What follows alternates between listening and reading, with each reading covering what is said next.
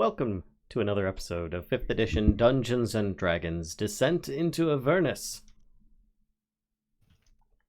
Once again, I've done it. I've actually succeeded in unmuting everybody, and we are actually progressing as we're intending to. Wow. So, let's do some introductions, shall we? We'll start at the top right there, and Kashcah.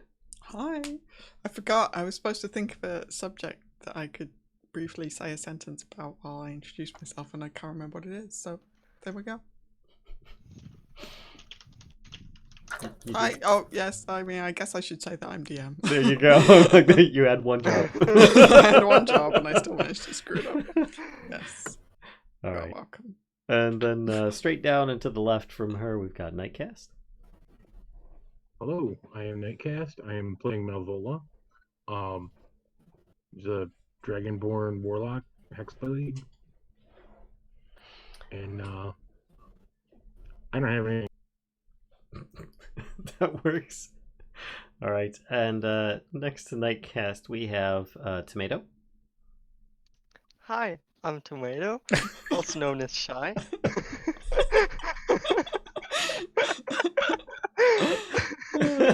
I'll be playing as Coyra, a half-elf druid who has a weird hatred towards dead wood. Okay. Next to Tomato, we have NobiGit.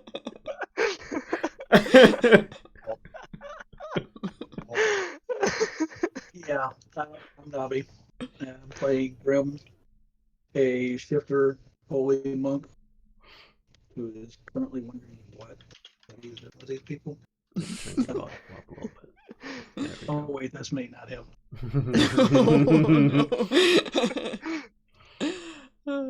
All right, and then next to Navi, we have Tim. Hi, I'm Ghostwoods. I'm playing as Thorn, an elven gloomstalker ranger, and you can just basically become a cat. It's fine. Indeed. And I am Vallen. I will be playing as Palkas, a wild magic, a half-orc wild magic sorcerer. That's pretty much it for the introductions. Let's get on to the recap of last episode, titled Episode 25, A Hard Decision. Older Ravengard revealed that the Sword of Zariel could potentially have the ability to sever the chains, pulling El Terrell into the river Styx in Avernus. We decided that was our objective, and Lulu returned stating that 2 of the chains were not covered in demons or devils at the moment. We made our way to the closest chain that didn't have demons or devils clinging to it, in the process rescuing a scared citizen from more rubble and sending them on to High Hall along the way. We continued to go over the city walls and onto the chain, with Coyra anchoring us as a giant spider, finding it having negative effects on prolonged exposure to the metal of the chains. Somehow we made it to the surface of Avernus in one piece and started heading towards Fort Knucklebone, though many of us were injured from the climb. And now episode 26, Fort Knucklebone. Kashcah? Okay. So let's take a moment, I guess, before we proceed on the journey to assess how Avernus looks now that it's up close and personal for you. Yeah. You're no longer kind of in what now seems like actually the relative safety of El Terrell being suspended up above the surface of Avernus. Because now you look at the landscape before you, it is really actually a hellscape. Sitting under kind of hideous clouds that obscure most of the sky, from which you see an occasional kind of streak of light arc across as like what you can only guess is like some kind of meteor or shooting star or something like that happening and crashing into the ground in the distance. There is ambient light. It's like constant twilight, right? So it looks as though The sun is just constantly just below the horizon, but you don't see any sun, stars, or moon. There's nothing kind of projecting that light visually. You can just it's just kind of this constant twilight level of light. It's also kind of stinky, like the air reeks of brimstone and burning tar. And as you're kind of stepping further away from the battle, you're blasted by this hot gust of wind that has just swept across the land.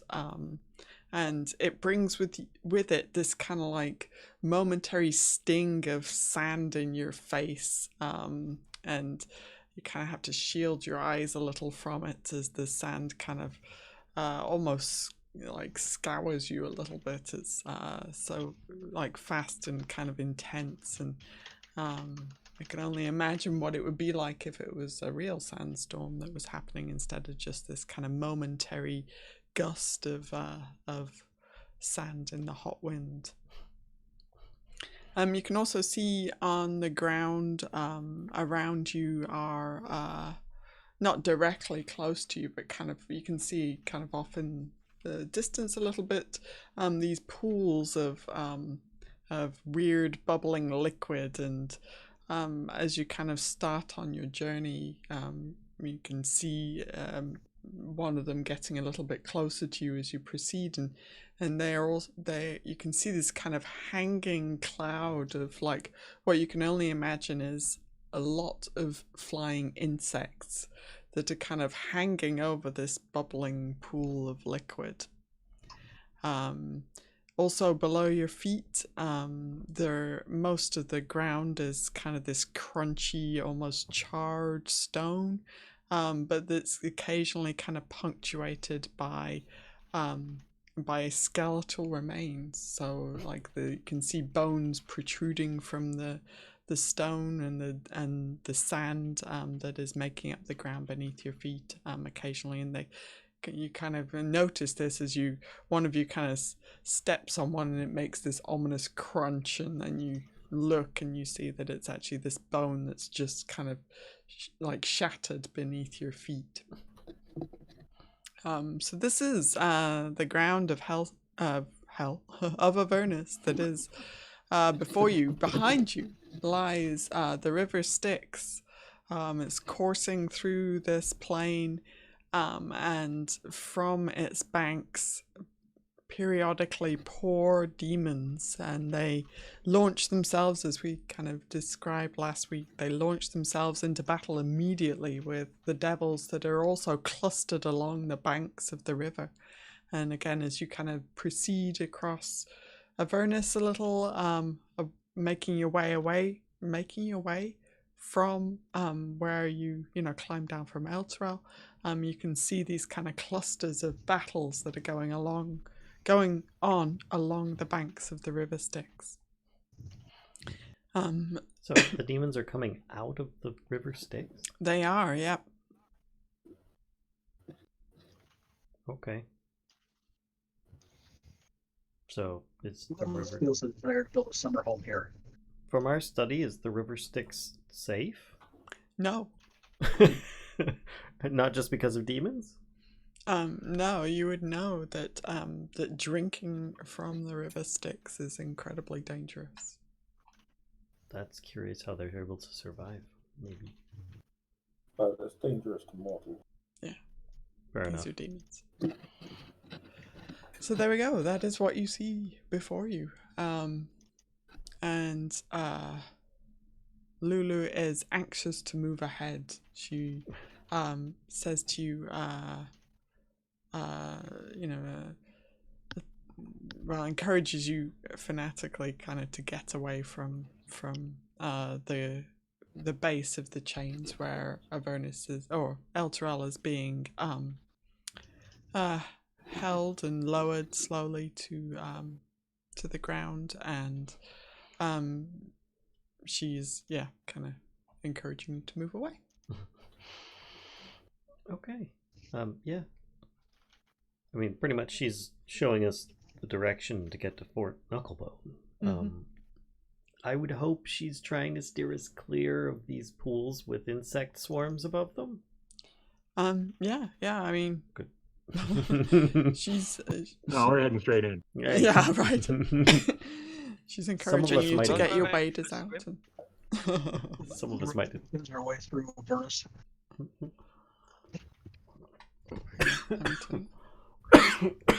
What was that? Sorry. Sorry. Don't choke, Belle. Sorry. Snarfed my drink. Oh. Okay. Please continue. No. So yeah, Lulu is is pointing towards this kind of like slight mound or hill on the horizon. Well, for not completely on the horizon, but off in the distance. And she's saying, that's Fort Knucklebone. Okay. As reminders for viewers as well as players, Palkas has a Wild Surge imminent on the next spell he casts, and Kashcah still has Inspiration.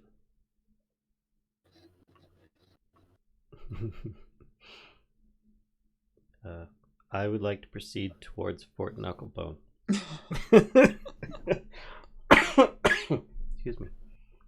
I agree. All due haste. I don't see a reason why we should not make haste. Mm-hmm. I think lingering in one place will be bad for us, so I agree. Mm-hmm. Okay. So, yeah, I mean, you don't see any obstacles between you and Fort Knucklebone. It's just really, looks like a 2-3 hour walk away. So, yeah, you can begin kind of begin your journey towards, the fort. Whereabouts are we, actually, on this map? Oh, that's a good question. I would say you do not know. Okay. But we're on it. So there. Somewhere. Sure. That works. You are moving away from the river Styx somewhere along those banks.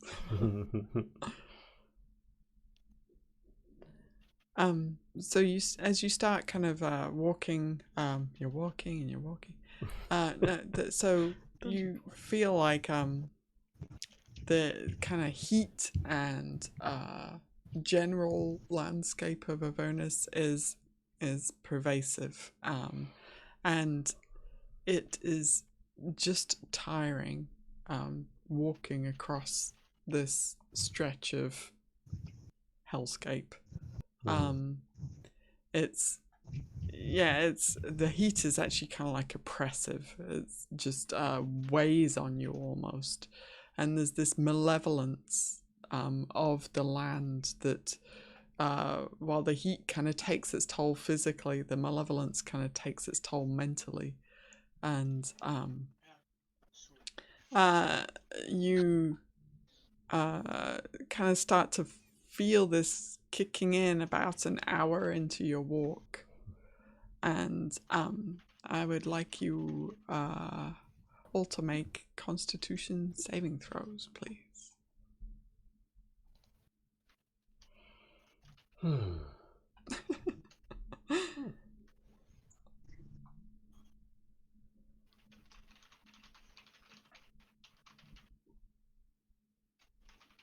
Okay. So everyone except Grimm is able to kind of persevere. But Grimm, you do suffer 1 level of exhaustion from this travel so far. How do levels of exhaustion work? So that will let me get the exact stuff for you. So, Would you like me to read it? First level of exhaustion. Oh, sure. If you've got it at hand. The first level gives disadvantage on ability checks. So if he's trying to climb a wall or something like that, or make a just basically, doing a strength check or dexterity check or something like that. Acrobatics or... Yeah. Now, that's just making a check to do something, not a save against something. But there are 6 levels of exhaustion, and they don't go away until, I believe it's like you lose a level of exhaustion per long rest or something like that. Yeah, it reduces their exhaustion by 1 when you long rest. Level 2, your speed is halved. Level 3, you get disadvantage on attack rolls and saving throws. Level 4, your hit point maximum is halved. Level 5, your speed is reduced to 0. So basically you can't walk anymore. Level 6, you're dead.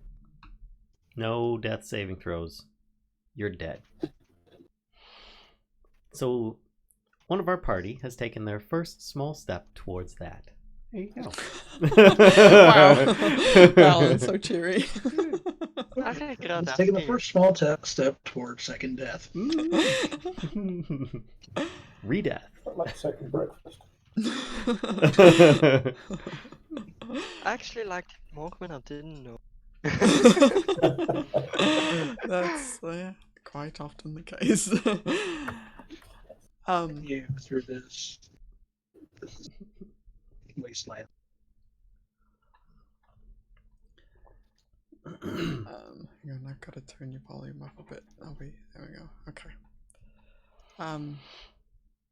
So as you are walking through, making this journey across the landscape to Fort Knucklebone, Lulu will begin kind of sharing with you.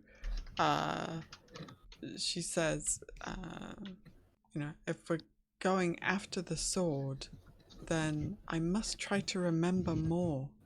She says, I think the Kenku will be able to help with this. She says, Chaka and Clonk, I think I may remember more when I see them, or when I see Fort Knucklebone. Who's she talking to? She'll share this with you all. Look at that. She's earned expansive mental telepathy now. She can tell all of us at once. I like this. She'll say, I must remember where the sword is. Palkas says, what if your Kenku aren't at Fort Knucklebone? She says, I don't know. I had not considered that possibility. The big face slap sound for those that aren't looking at him. She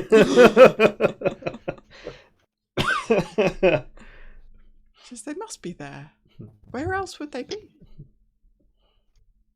All right, let's hurry. No, you can. Your Kenku are already dead. Oh no!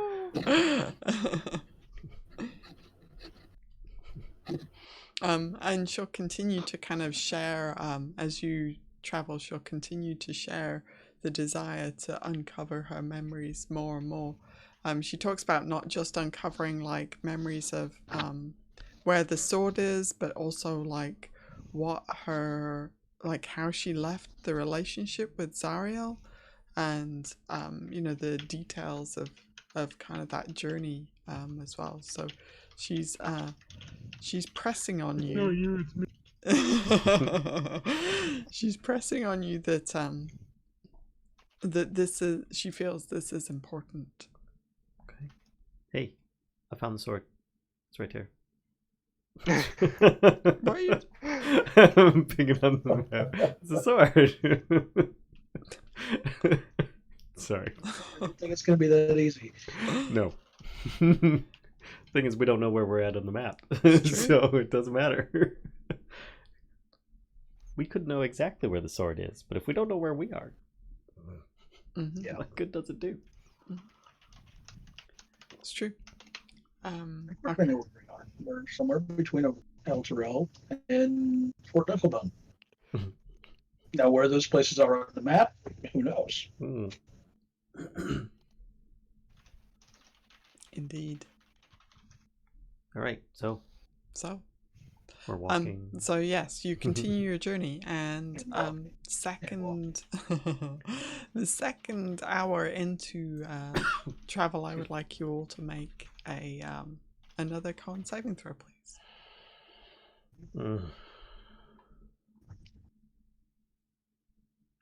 Rip. This isn't looking so good. Ooh. Ouch.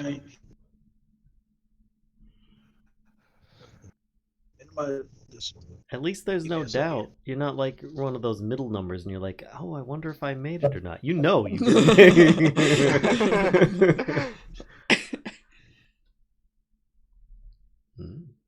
Okay. Minimize my character sheet. It's fair enough. I couldn't find where it was. I couldn't hear. I did not understand anything. Yeah, from you're you cutting said. out a lot. You sound like you're really far away.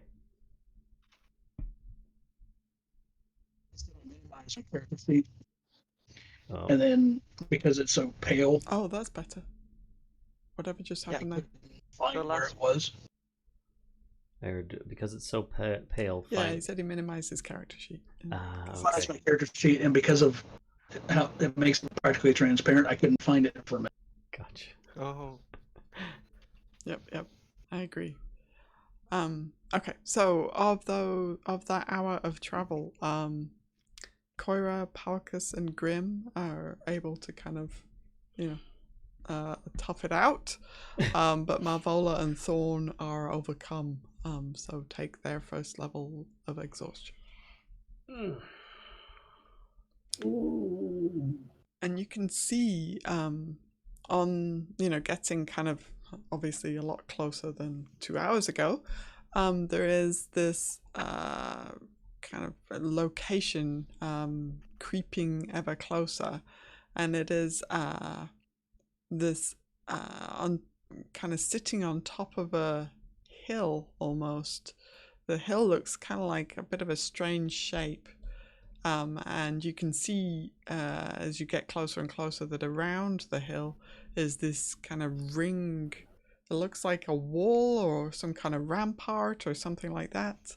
But you can see as you're getting closer that this is surrounding the hill, and Lulu will proclaim, as you get a better look, this is Fort Knucklebone. Right. Are we safe to just approach it? She says there is a gatehouse. Do you think they'll attack? I wouldn't have thought so. Okay. There may be guards, though.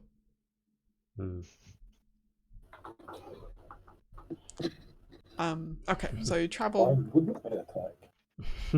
So it looks like you've got 1 more hour of travel in front of you. Oh. And as you're getting kind of closer and closer, you can see that actually the ring that is the wall or rampart around this hill is actually a ring of like debris that has been kind of like shoved and bolted together and like just shapen into kind of this defensive structure around the hill. So we're approaching the A-team's base, is what It's you're saying? like, yeah, I mean, this wall looks like it's made of scrap, right? Like leftover bits. Lulu, who owns Fort Knucklebone? Who runs it? Master Blaster.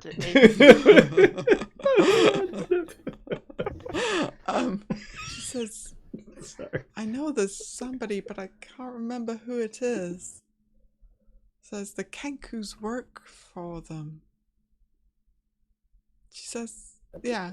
I'm just if this is like an installation owned and run by devils or indeed by demons, why wouldn't they just attack us? Shouldn't we be careful and sneak up or something?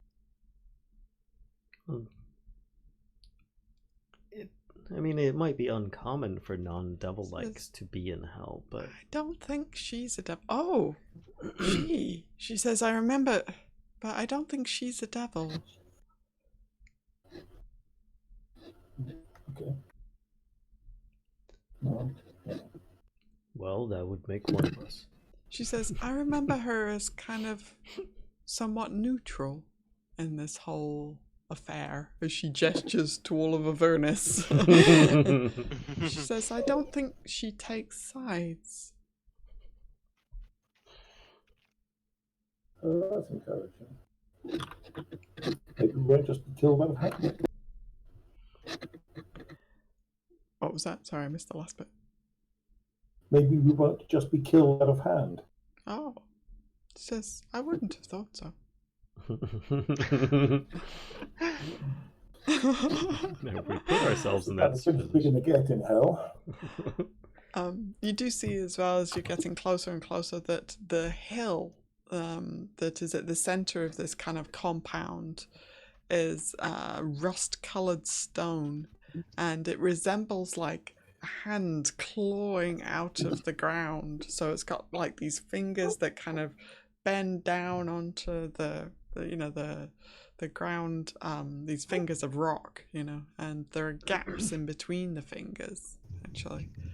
And yeah, this jagged wall is made up of metal debris, but also as you get closer, you see the gaps are filled in with rocks and bones, and just whatever comes to hand is kind of shoved into this wall to make it a defensive structure. And you can see the gatehouse up ahead.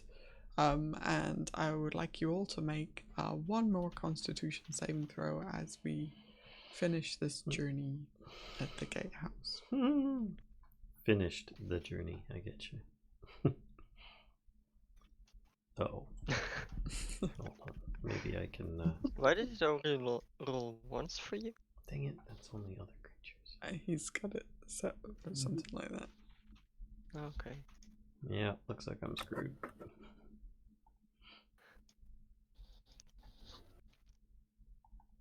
So yeah, your It feet... was half movement, right? Yeah, so your feet really start dragging Thorn as you're like, I'm almost there. I'm almost there. And it just feels like your feet are made of lead at this point. So the heat is just disgusting. And yeah. Meanwhile, Sky is pretty much the only one not affected at all. She's just having a good old time. It's like Coyra. I mean, I used to live in the wilderness. What do you expect? Just didn't expect it to be a desert. I never specified what wilderness. So here's something to take into consideration, by the way. Once people get to the 3rd level of exhaustion, if they need to make any more rolls to see if they go to the next level or not, they make them at disadvantage because of the 3rd level of exhaustion. Yeah. So it's a very big downward spiral. After that, it's a slippery slope. Yeah, so we've... I think at this point, we're here. If possible, maybe we can procure ourselves a rest. Maybe. So you can see as you get very much closer to the gatehouse that there are half a dozen small figures. Kind of, this gatehouse is has this kind of like bridge structure up above it, and then these massive metal doors that look like they're patched together out of hundreds of different plates. And on the bridge structure over these doors, and kind of in this little buildings that are either side of the doors, there are about half a dozen small figures kind of hopping around and peering down at you. Well, let me rephrase that. If you're approaching, I don't know kind of what your plan is. What's your plan? We have a plan? Yeah, that's news to me. Hopefully. I'm working on it. So I can't do two So things do at you mean once. they're smaller than normal humanoid size? Or is it just a perspective thing? Can you tell? No, they are definitely smaller than humans. They're more like gnome size. Are they tap dancing? That's bad news. They've got a whole Well, like here's- chorus line going on. Question, since when did we start using gnomes as measurement and not dwarves anymore? well, they're slightly smaller than a dwarf. They're like 75% dwarf, you know, 3/4 dwarf. I resent that. We're at Avernus now, and because of the exhaustion, measuring to dwarf size is a little too exhausting, so we're cutting it shorter. Now measuring There's in 70 gnomes. cent to gnomes, or cent to dwarves.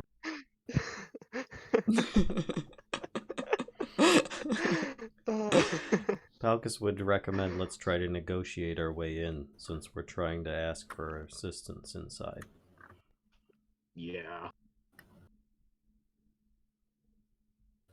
And then he backs up. Maybe you should go first. Classic Palkas. It sounds like a job for one of the more charismatic members, which is definitely not me. A charismatic group, man. I don't think. Huh? I don't know that Coyra is up to the task. How far away are we at this?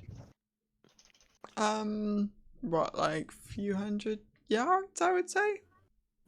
Couple of 100 yards, maybe? Okay. That's a longbow range. I think we should continue our approach.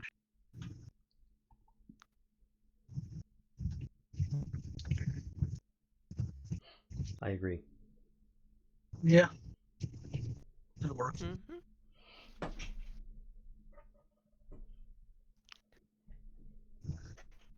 The idea of rest is rather appealing at this point. Yeah, for sure. Yeah, I think you perhaps all feel like you've had enough, except for Coyra, who's just like, Hey, let's get going. It's fine. I can walk all day. What are you guys so exhausted about? Like, come on, let's keep going. It's a dry heat.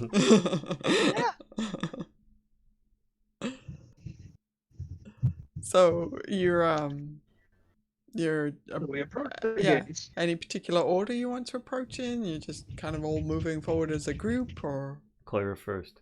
You think that's a good In the idea? most, You're the only one refreshed- without disadvantage on ability checks. You have to diplomacy your way in. It's all you, Coyra. Well, that's gonna be a disaster. What's Coyra's charisma? We could send the What's your Heavenly charisma? Elephant in.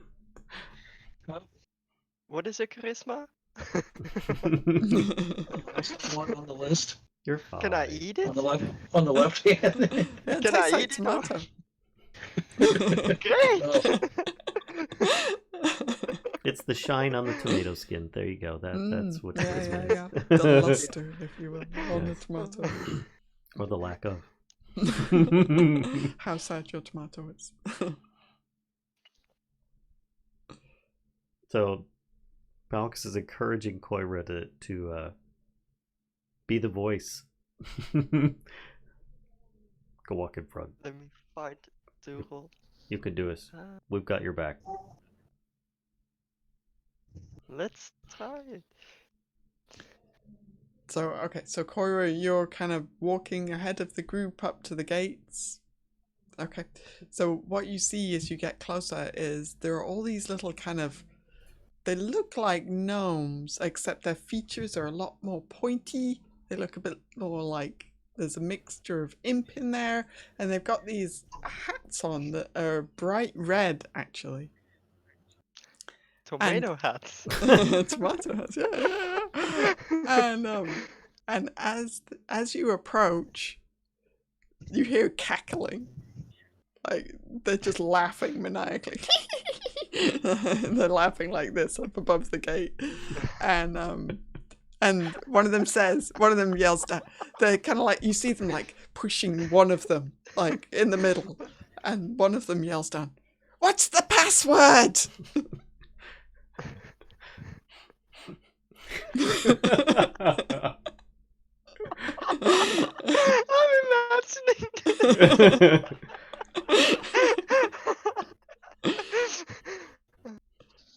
Coyra kneels down and tries her best to just communicate with this little thing in front of her that she doesn't know the exact password, but they were here to get some info, if I recall correct. The one that's kind of leaning over to you that yelled, "What's the password?" Kind of like, you see him like frown a little bit. Here, actually, let me show you the picture of these guys as well, Oh, boy. because I have a handout. Oh, Handout. Oh, except Roll20 is like chunking along. Oh, are you okay, Roll20? Here, let me. Oh. I think the internet in general is just like, where it Okay. go? See if that. Oh yeah, oh it's so I slow. was afraid they were. Boots of mine. Red cap. Oh wow, that's like 2400 baud modem days. I know. I can almost hear the dial-up. If we lose the signal today, folks, you know why. Oh, yeah. So this guy, like, you see him frown, and it kind of like pulls his lips back, and you can see like all these jagged teeth.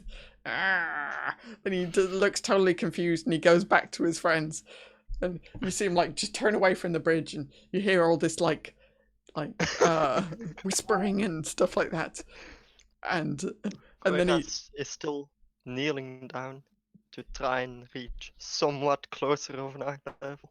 I thought they were up on the wall. yeah, they are. Oh, okay. Yeah, I thought that one was okay. Oh, That was not kneeling. Yeah, he leaned over, like leaned over Okay, the okay. gate. Sorry. No worries. So he leaned up. So they're all whispering, and then you don't know if it's the. Well, if you're kneeling down, you probably don't see like if it's the same one or a different one. But somebody yells down at you, "We don't have a password!"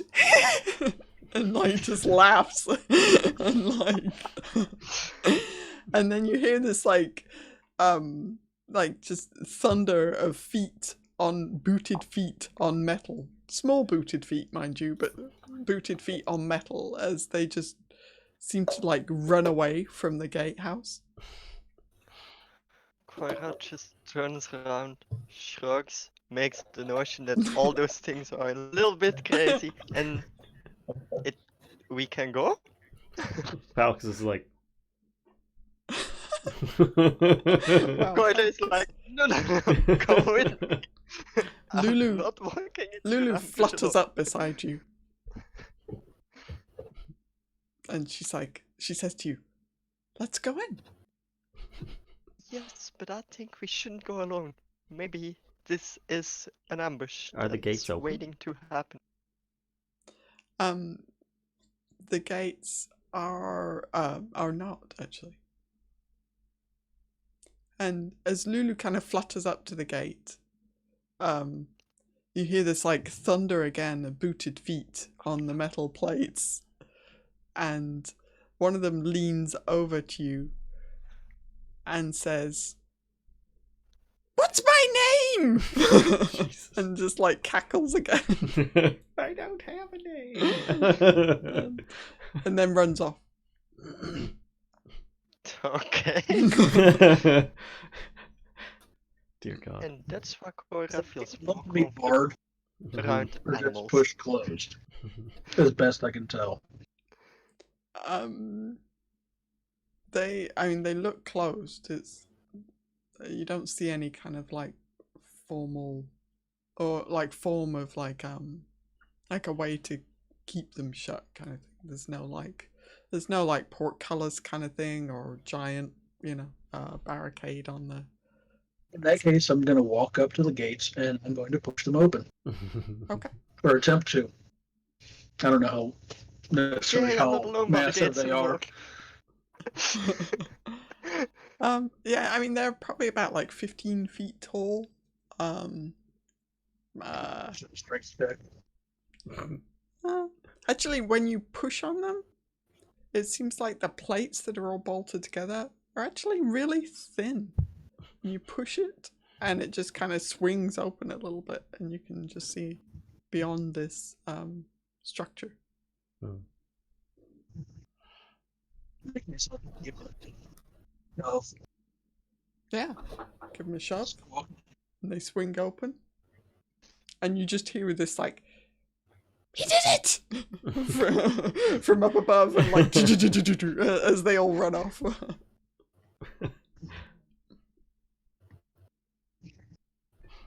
I made the mistake of clicking on the red cap image to enlarge it, and I've been spinning for a few minutes now. Oh no. Poor Roll20. It's all this extra traffic it's getting. Mhm. Why did I decide to do the same when you mentioned? That's okay. So I would imagine the rest of the party probably moves in, considering the gates are open now and nobody's being speared, so... It hasn't been killed. Right. Or at least not yet. But yeah, proceed in. You're still cutting in and out for me. Same.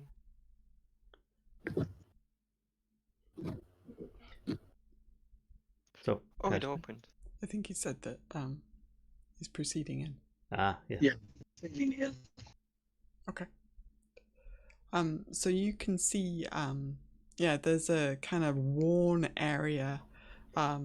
The whole kind of inside has these junk piles that are kind of strewn around the interior of this wall, between the wall and the hilltop itself that looks like the clawed, the hand kind of clawing at the surface. There's just all these kind of piles of junk. And you can see up ahead as well, the hill, between the fingers there's what looks like little kind of, or you can see kind of structure actually built between the fingers, like that's somebody's kind of taken advantage of the shape of this hill and built like workshops or houses or whatever, in there. So there are actual like buildings almost between these fingers.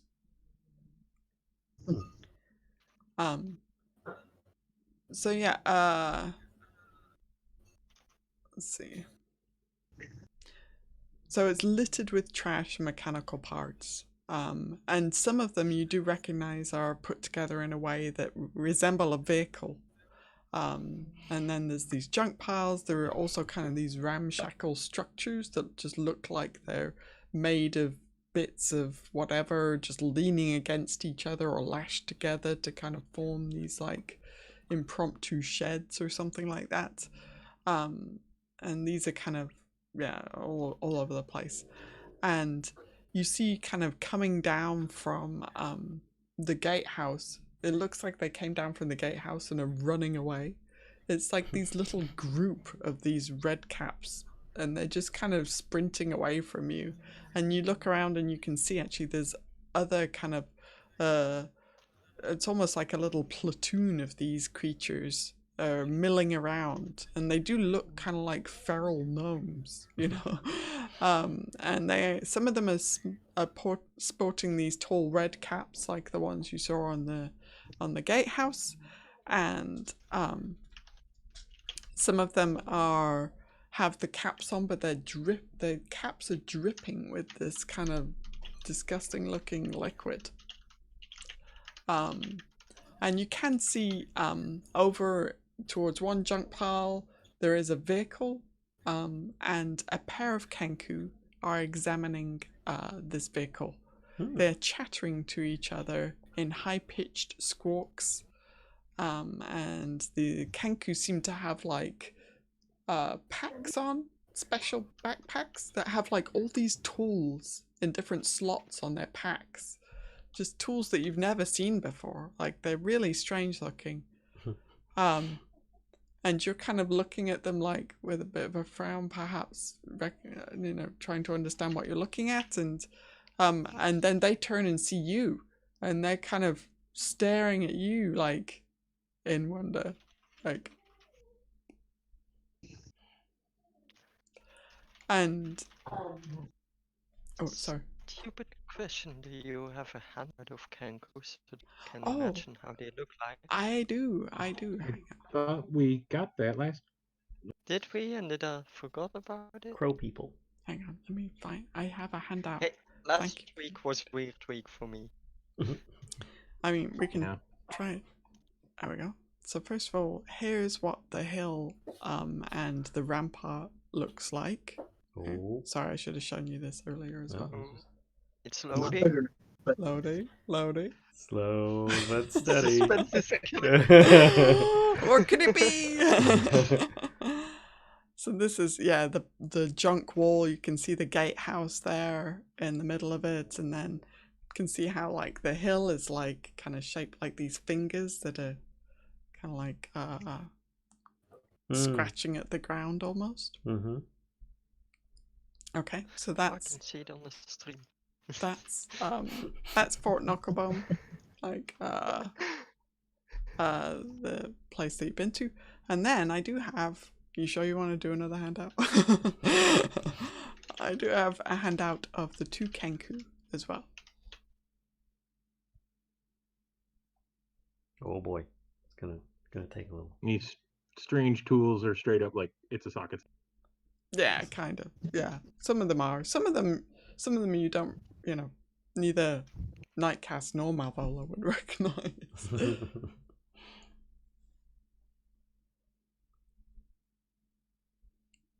10mm still missing. Is that a super shiny hammer? That looks like a super shiny hammer. You guys are seeing a lot more than me. I'm just having an empty window. Oh dear. Poor old Tony. It's lucky we don't need it for a map or anything today. Mm. Luckily, I can see it on the stream. Mhm. So they're kind of staring at you in wonder. I wonder if it's. I don't think it would be our connection. Not entirely, anyway. No, they came through pretty quickly for me, Okay. so it's not your connection. Okay. Thank you.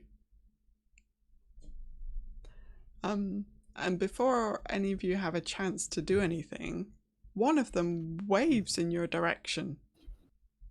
And it's if the Kenku is telling you to stay where you are, and says, you hear him say out loud in this, in what sounds like a human's voice, says, "What a deal!"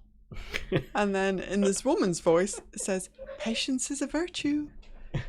And then in this kind of gruff voice says, "Can't keep the boss waiting." And he runs off into one of the trash structures.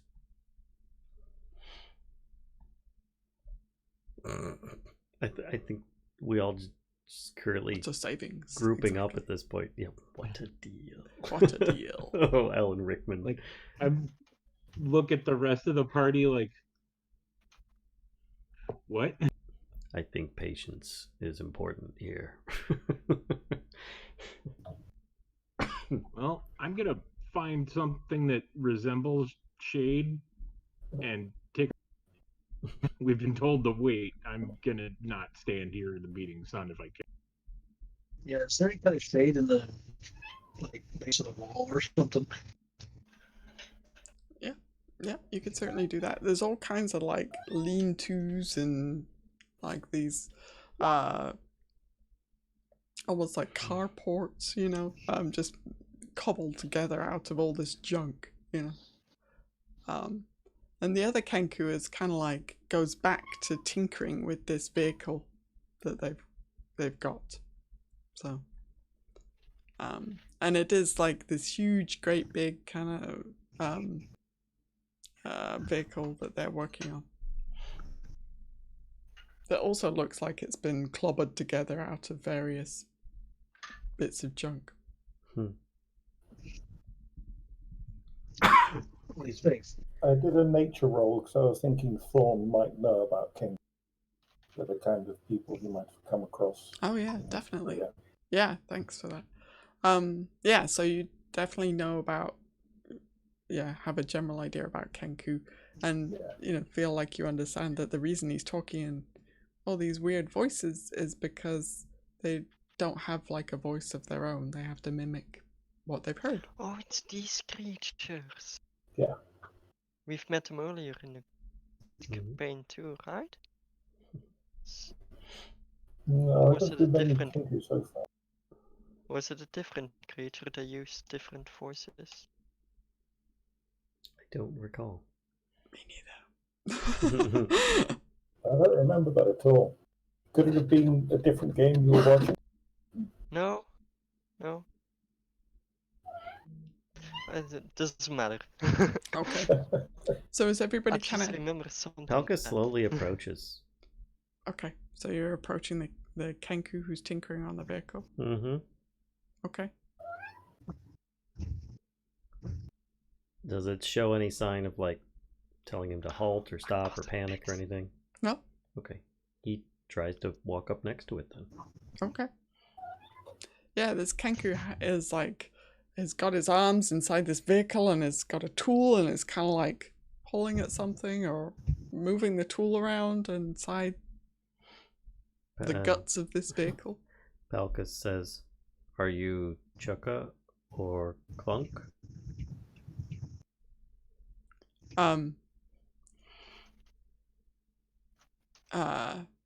He kind of, and Lulu will follow you as well, by the way. Mm-hmm. And he says, the Kenku says, in your exact voice, Clonk.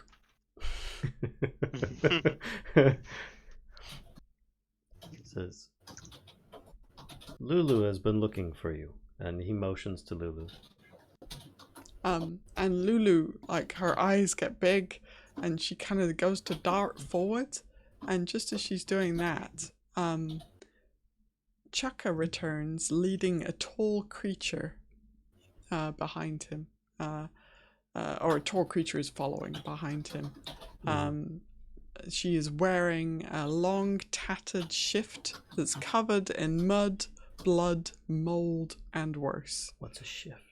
It's like just a simple kind of dress. You know? And she's her eyes move independently from each other as she approaches. She has this straggly brown hair that's hanging down in front of her eyes. And resting on each shoulder are red-eyed ravens that scrutinize your group. They're kind of like squinting their eyes, like looking over you. And then behind her is a hulking creature built out of fiendish parts. And it's trudging along and moaning, and then occasionally it does this little hop. It does this little hop. And then it takes another step, and then and does another little hop. Is it in pain, or does it seem like it's making sounds of pain? Hang on, I want to show you. Or am I just as confused as that? Oh, we get another handout? You are getting another Maybe handout. Oh, it's just boy. badly designed. Getting all the handouts today. It's gonna Yeah. be Oh, I screen- loaded an extra pixel. Woo! From the first handout still. Don't look a pixel in the mouth. I'm not. I'm excited about it. Oh, this one is loading slowly. What? What? Never mind, it stopped. That's the thing that's going, bro. Yeah. Exactly. And oh my gosh, is that the little one, Mad Maggie? She looks like, yeah, one of the creations from. They both look like creations from Final Fantasy IV. So she approaches just as Lulu's kind of about to dart forward to talk to Clonk, and then both of her eyes kind of manage to focus in the same direction for a moment and look keenly upon your group, and then her eyes dart to Lulu, and she says, "My goodness." And she's got kind of this spittle kind of dribbling from her mouth. "Where did you find such a treasure?" she says. And she's kind of asking you as a group, looking at Lulu. She's found you. She brought us here.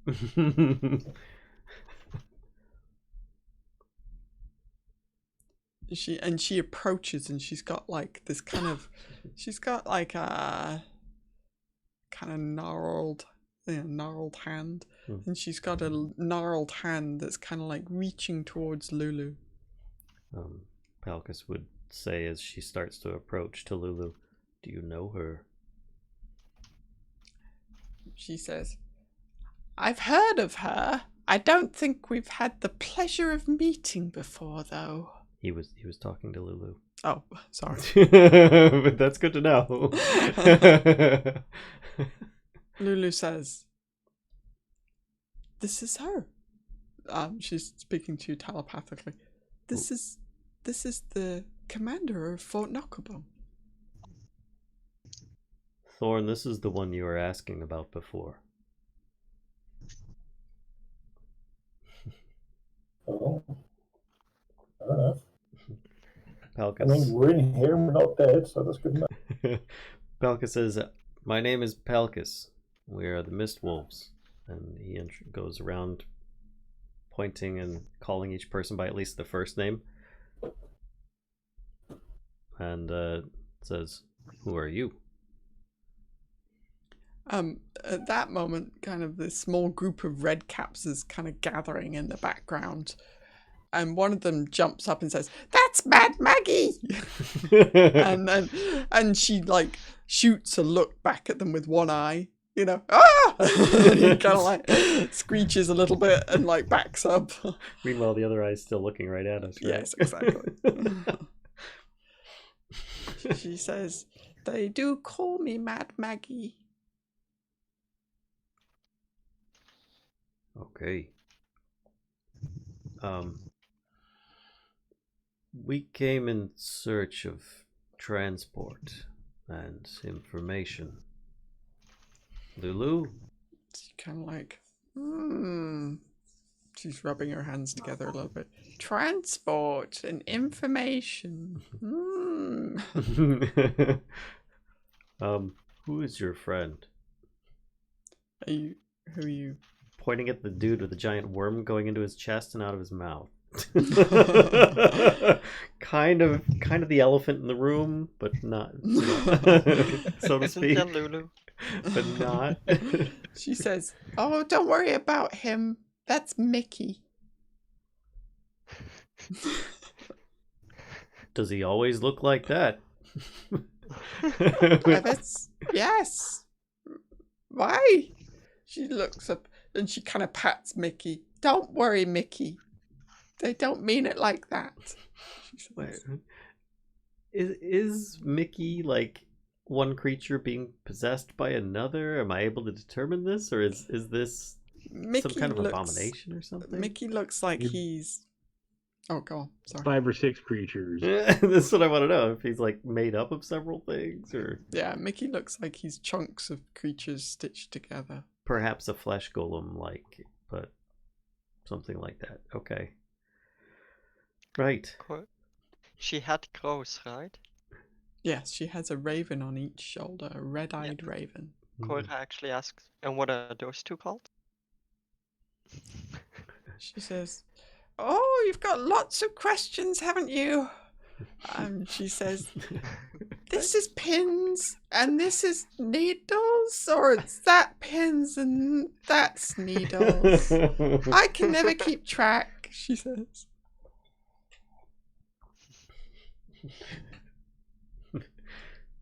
Beautiful creatures. Lulu? Save Lulu us. is like fluttered back a little bit. Like, and she was rushing forward to Clonk, and now she's kind of like putting a little distance between herself and Mad Maggie. I'm not entirely sure of the details Lulu has been filling us in. Lulu. Lulu says, "What do you want to know?" We don't know where we're going, or the Just- information that's that the you. point. Or, I don't know where it is either. Remember? I've forgotten. Palkas says, somehow this seems fitting for where we are. We need to get to where we don't know where we need to go. Mad Maggie says, well, that's quite the conundrum, isn't it? Yes. So you want information, transportation, and you don't know where you need to go. That's part of the We information. know very little, in fact. Sounds like life to me. Says, That's how we got here. and what do you have to offer me in trade? What types of things do you find valuable? She looks at Lulu. She's not for trade. She says, oh, but I don't have to possess her, but perhaps I could take a look in her mind. That's for Lulu to decide. Lulu, would you want that? She says, I don't know what she means. I have another offer. Oh, really? Do tell, young man. You already sold your soul. Enormous quantity of some sort of bizarre infused metal. We would have to get to where we're trying to go and complete our prior mission before fulfilling that obligation, but you're welcome to it once. She says, well, make a persuasion check. What metal is this? Yeah. The chains. You into the chain. Oh. Ah, wrong button. Yeah, that was the right button the first time. She says, I don't do business like that, young man. Payment is required up front. I can offer you a furball. It will transform into an animal. She'll also add to that. She says, and we're not exactly short on metal. And she kind of gestures around. You're welcome to look into my mind. Careful, I she can has. see the truth that none of these fools can. Careful, she Coyra might have meant mentioned physically and not mentally. She gets the drill out. I'm just kidding. Coyra mentions, if you want, I can offer a furball. It will transform into an animal. She kind of reaches out a gnarly hand and pats you on the shoulder. That's nice, dear. It's worth trying. That's fabulous. She says, any other offers? So looking into people's minds is something that you hold valuable? She says, well, not everyone, as she glances at Thorn. And then she looks back at Lulu and says, but this one is particularly special. So far, this lady has been slaying our party without us even having to roll initiative. Hey, I got a pat on the back. I'm happy. I understand if she can't handle the truth. So, Lulu? Lulu says, what does she mean, look into my mind? What do you mean by looking into her mind? She says, I just want to have a glimpse at what happened. And she kind of licks her lips in this slightly disturbing way. Have I seen her kind before? I don't know what she is. She's human or tiefling or... She Well, looks she's got fairly wings, so human. she's probably a devil. Well, I don't know if she's got them stapled on her back right now. Stapled so. on her back. Or did we read anything about her in the studies that we did? So the wings are actually, they look like, hey Stone Jones, they look like she's taken them from an imp or something like that, and has worked them into this collar, this kind of impressive collar that she's wearing.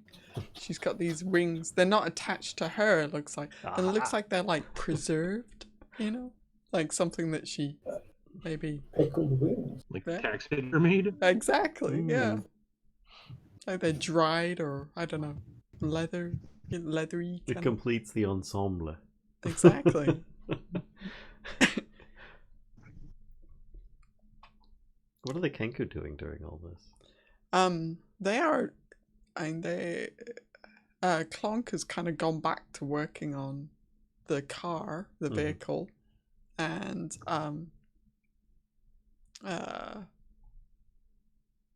Chaka is just kind of standing, like he's kind of leaning against the vehicle. Like occasionally he's looking down and kind of talking to Clonk about stuff, or he, you know, kind of listens in on what you're saying. Okay. He's the supervisor. Overseeing the work. So Palkas says, Lulu, it sounds like she wants to do what you want done.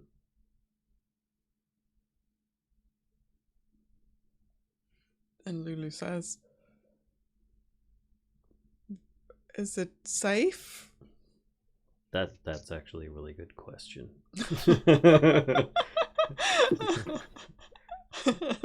Probably not. Is it safe for Lulu? Mad Maggie will say, well, yes, I wouldn't want to harm her. Look at her. We do quite often.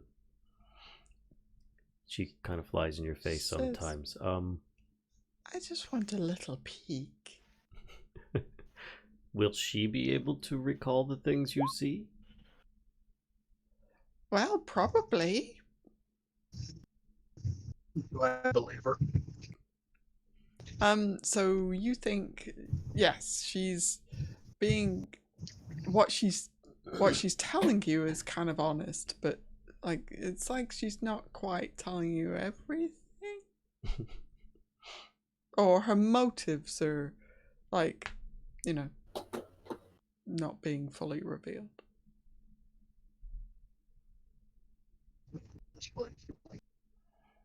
Oh, what was that? Sorry. Be expected in this place. This is probably the most hospitable group we've run into since we came here.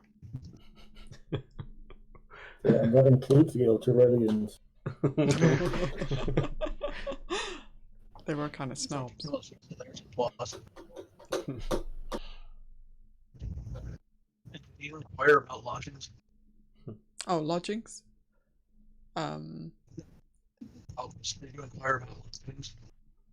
He didn't yet, but yeah. Palkas would say we'd also want to rest for some time. But ultimately it's up to Lulu if she wants to agree to this. Mad Maggie says, oh, this aligns perfectly. She says, because it would take me some time to prepare for this, so you could rest while I prepare. Okay, but no funny business. Lulu, what do you think? Lulu says, well, if you think it's okay, then that's fine with me. Palkas looks It at might the help me This is remember. your quest we're on, Lulu. It might help me remember.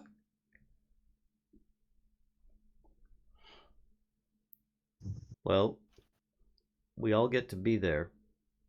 And if you hurt her, we hurt you. She kind of stares at you for a moment, like quite stoically, like just unmoving. Both eyes. Mm-hmm. And he just kind of stares back.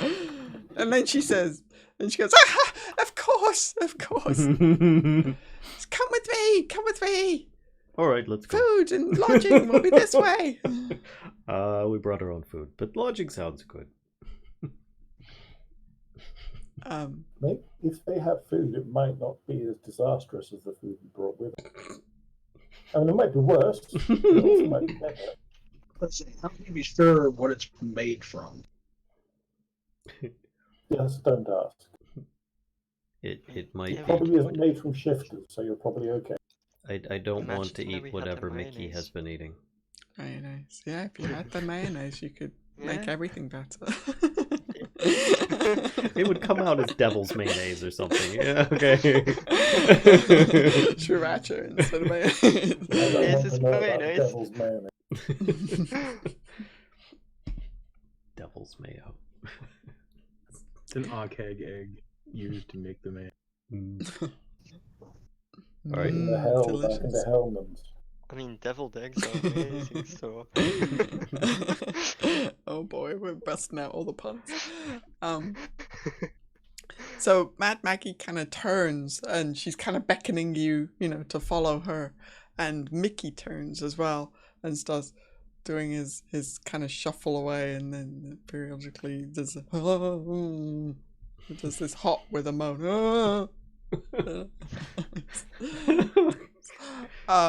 And the red caps are kind of scurrying ahead of her, and they're like all like cockroaches out front. they're all like cackling and like whooping and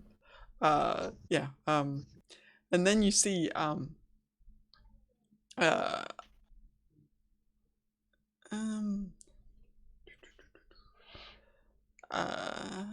what else do you see? I'm just making sure I cover everything. One moment. Some of the red caps kind of like approach Mickey. Not so much approach him, but like scuttling alongside him, like scurrying alongside him. And they start kind of singing this song, and they're doing this little dance. And it's very clear that they're kind of making fun of like the way that he walks and whatnot. So, Is it a tap dance? it's not quite a tap dance, but it's just full of kind of mockery, of Mickey, and they're mocking Mickey. Mickey mockers. Okay. So Maggie will show you kind of inside one of the structures between the fingers of this hill that you're on now. Okay. And it's like these metal sheets are kind of bent over this like ramshackle structure, and inside, once you kind of enter it, eyes get used to kind of the dark glow within, and you can see that it does look like there are some kind of comforts available for you. There are some kind of piles of furnishings, so you could quite easily kind of make a space to sleep if you wanted to, or there are chairs with kind of these not quite cushions but scraps of fabric all woven together that are there, and she says, make yourself at home, and she's kind of gesturing to the chairs and bedding piles.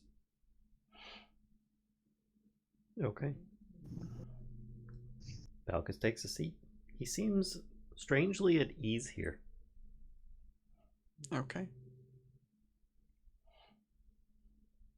Coyra also takes a seat. She's like, what's the worst that could happen? We're in hell.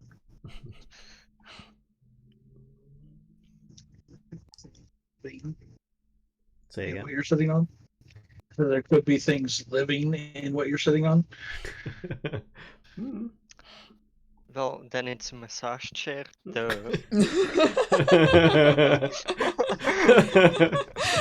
Always look on the bright side of life.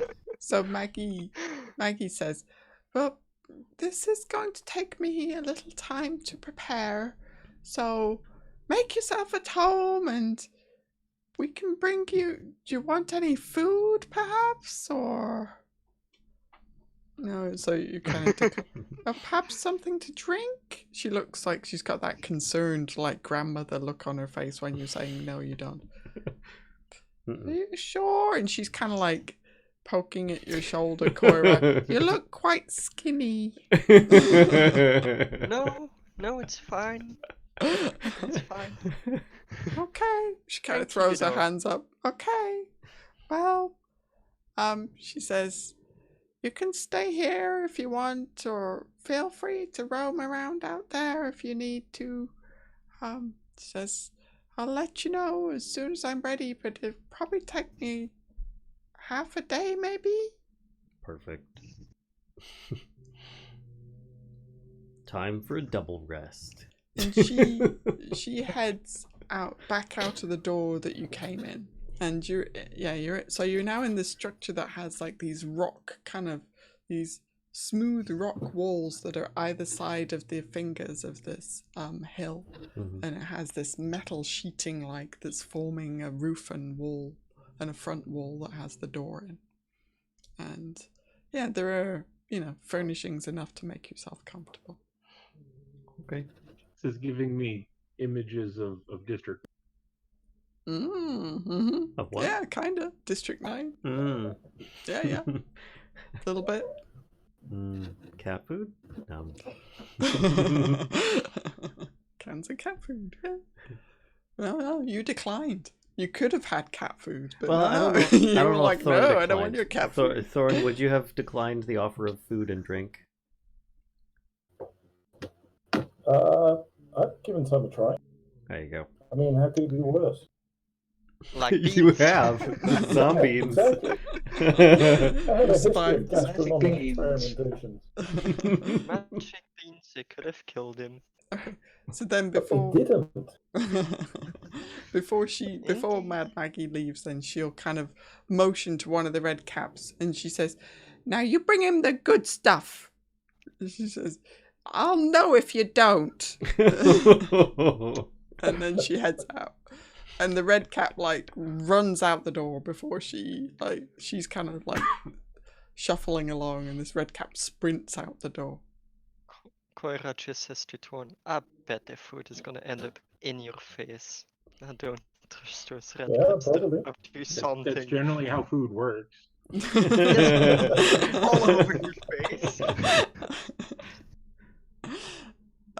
Palkas is I nesting. I don't know how Watch you them. do it. Ooh. Just watch them. They're up to something, those little things. Always find out what red cap tastes like. Maybe that's the good Strawberry. stuff. Who knows? It's true. Yeah, maybe. Alright, so you're all gonna hang out here? And Mickey, by the way, has done his shuffle kind of off after. Good. With the hop and the groan Good. and the shuffle and hop. So he leaves with Maggie. I will probably lounge about a bit, but I'm also curious about the machine that the Kenku were working on, and I will probably meander out that way, but trying to not be under. Okay, sure. Palkas is nestling in and searching for his nightcap. All right. Anybody else want to do anything else? Oh, Coyra sorry. just Go. takes her pipe, looks if it still is blowing the bubbles, as maybe in hell it works differently. Oh, And it blows gosh. bubbles. So she's happy. Just don't touch the bubbles, they might be hot. Poison bubbles. Slightly acidic. Maybe they're like lava bubbles, who It knows? might sting a little bit. Yeah. They look pretty. I'm happy. It helps her relax. Bubbles. I guess. What is this? I'm gonna sleep with one eye open because I don't trust the red cap.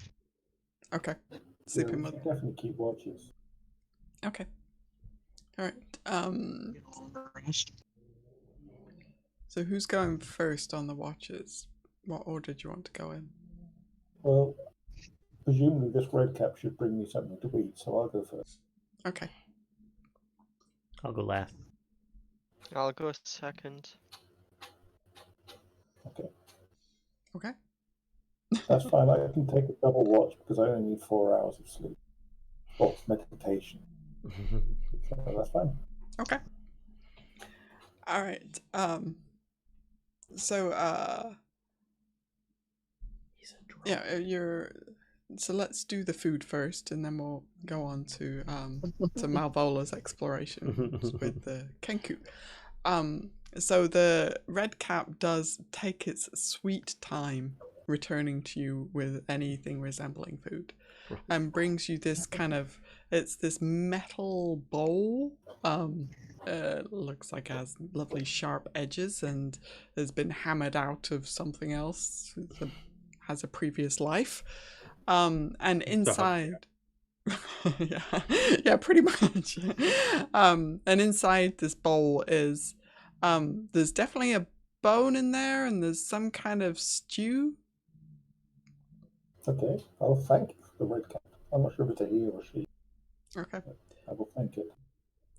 Yeah, the red cap kind of like pushes it forward, like there's this like crate for a table. The red cat kind of pushes it forward across to you, like its little eyes gleaming at you, like it's got this kind of like look as it's pushing it across to you. I wonder if this is the good stuff or not. Just wondering about that. And this is the good stuff? I hate to see the It's bad stuff. chicken. Well, I mean, if it's watching, then I'll smile at it and take a bite, keeping eye contact. Okay. Yeah, when you kind of pick the bowl up and take a bite, and there is like this, again, everything is metal, right? There's this metal spoon kind of in there as well. And as you take a bite, its eyes kind of get big, and then it turns around and runs off. A 4-inch long millipede crawls out of the. There is something crunchy in there. It tastes as bad as ashy. Well, you mentioned the That's why bones, so I'm curious if it tastes ashy like the food we brought in does, or whether it tastes different. It doesn't taste ashy. It has a flavor of its own, and it is pretty it's kind of a cross between so salty that you can barely taste anything else and rotten meat. Cool. tasty. Yeah. But, I wonder how the bad stuff tastes like that. It's not as salty. yeah. yeah. And are you gonna finish the bowl? Oh, Oh, yeah. okay. Can you make a con save for me, I please? can certainly try. I mean, it's unlikely to sprout a forest inside of me, so I mean, I'm up you ahead never already. know. Might make you a bit more salty, though. It works on so many levels. Okay, it is definitely like your stomach feels like it's on fire at the moment. Like it's like, have you ever eaten such spicy food that it's just like it just burns its way down like your esophagus?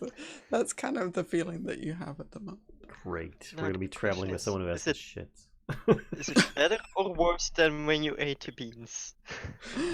I would say actually it's worse. Wow. Probably a little bit worse.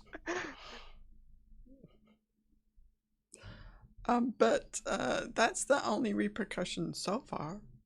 So, Right. Job done. okay. All right, so let's go over I'll have a to... look at the bone. Oh, what was that? Sorry. I'll just have a look at the bone, see if it's like obviously. human. Okay. It looks like it's quite thick, but it is quite long, and it does have like a knuckle at each end. It's It's a femur. it's not quite that long. Well, unless it was something small. If it was something small, it could have been there. Red cap femur. Like a red cap? Maybe. It's a thematic soup. We're at Fort Knucklebone, get it? So they've got to decorate with the food that they offer I here. got fired 2 weeks ago. Hey, it doesn't taste like ash. I mean, it's a pleasant change. Yeah. Or an unpleasant change, but it's still a change. It is a change. It doesn't taste like ash. It just tastes like fire. It's like burning. Fitting Tastes for the like place burning. for that. No, it's not rat. Rat's much tastier. Yeah, for sure. Okay. So we might come back to this momentarily, but let's go over and check out Malvola with the Kenku. So both Kenku are out there working on this vehicle. So it is hang on. I don't know if we actually want to see what this vehicle looks like. Where did it go? I had the thing open just a moment ago. Hang on. My Oh, here it is. handout collection is almost complete. It looks like, Here it and goes. this is like a sketch version of it, right? But it looks like that. Oh, cool. Right.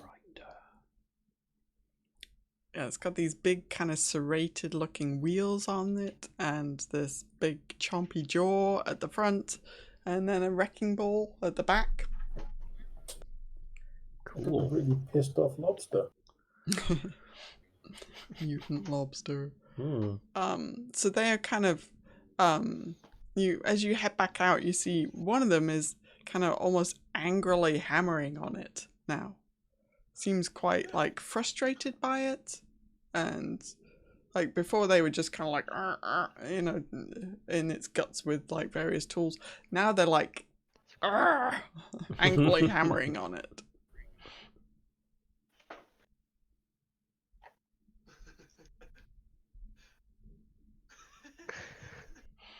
For all I know, that's perfectly normal for how you take care of one of these things. So What, Bisco cackling, you mean? I think he became a red cap. I don't trust what he did. So do you want to I don't know, what do you want to do, Marvel? This is what you see. yeah, I'm kind of nearby, but I don't want to interfere with what they're doing because I have a feeling. Is this the only vehicle here, or are there others in other? This sounds like a fairly large place. It is a fairly large place. So the ones that you can, this is not the only one that you can see. You can also see, like, there's a smaller one that almost looks like a giant kind of motorbike. Has like this big armor plating on the front, but actually where you would expect the wheels to be, there isn't anything. Right? And then there's another bigger one that looks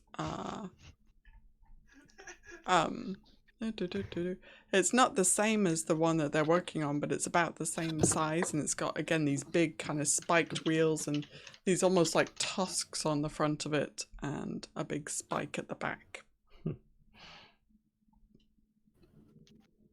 So yeah, there definitely, and that one seems to be missing some bits as well. And that one looks like it's a bit worse for wear, like the metal armor on it actually looks like it's got some damage to it.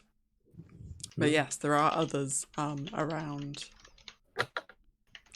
Those are the two kind of most whole ones that you see, aside from the one that they're working on.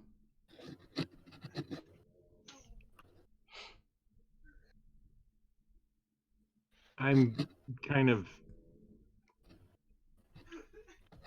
drawing a blank as far as what I'm mostly just kind of looking around. I don't know that I'm looking for anything in particular. Do they acknowledge me at all, or are they just beaten up? If you kind of stand there for a minute, like taking it in, looking at what they're doing, eventually one of them does kind of like look up at you and seems a little kind of surprised, like they were so like focused on what they were doing, they didn't notice you standing there, and he kind of like if a Kenku could smile, it looks like they smiled at you. They look kind of friendly and Smile with their eyes. kind of does a little head nod to you, you know.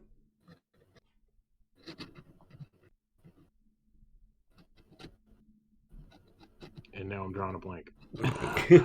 So the one that looked at you said, "It's not working." What seems to be the problem? It's Kind of not working. shrugs, and he points like at where the other one was hammering. It's kind of like down inside the guts of the vehicle. I gotta be honest, I don't know anything about these kind of things, but I mean, They probably don't either. would another set of eyes help you? Oh, he says, "Yes, look." And it's I guess I will try and take a look at what's going on. okay. So there is when you look down in there, there's a spiky looking gear.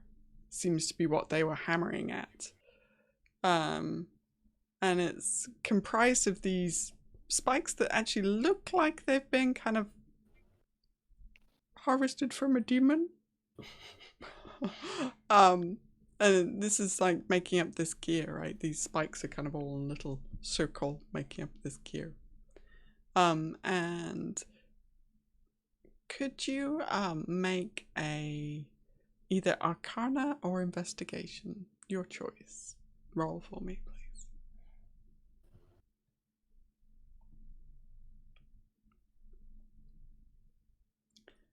Okay. So let's see. I at least have that trained. Investigation, I do not. Okay. So looking at it, you think that this gear, like the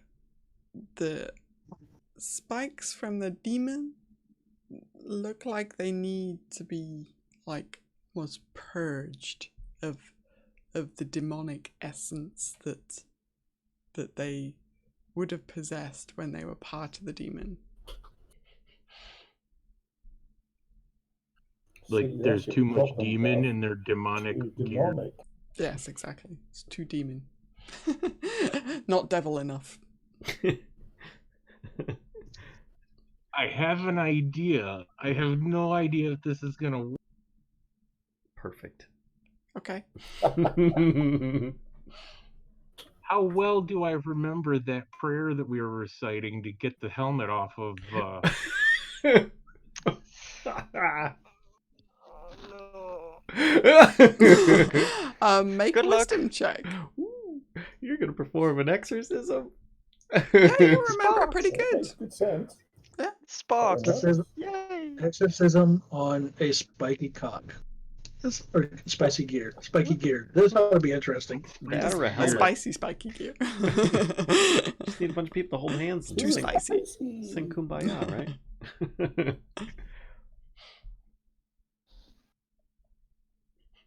Does that have any effect at all? Are you gonna tell them what you're doing before you do it, or are you just like you start praying?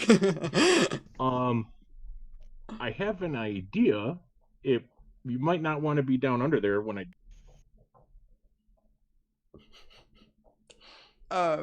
They kind of shuffle away from the vehicle and I will okay. put my hand on the gear and recite the. Okay. Yeah, when you touch the gear, you can feel this like demonic like aura coming off of it that's almost tactile when you touch it. So you put your hand on the gear and you recite the prayer. Yeah. Okay. That does not do anything, unfortunately. Boo. I mean, last time we had to do it, we had someone holding a sword, someone doing that. Like, makes sense. Yeah. Was worth a shot, though. Yeah, the Kenku kind of peer down at the gear and then look back up at you and just shake their heads. Yeah, that didn't do what I was kind of hoping it would do. Granted, this is an amateur opinion, but it seems like there's too much demon mojo still in that. I mean, you can feel it. It's almost like greasy with it. Greasy You have a demon way to like mojo. clean that? D-demon. They. Demon Force. I bet the Kenku have crowbars. Oh my god. They could No. use. No. That was good.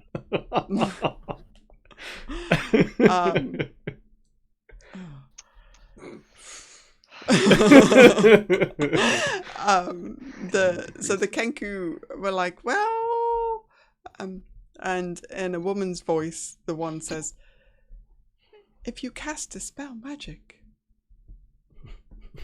and the other one says, "Yeah, or perhaps some other magic."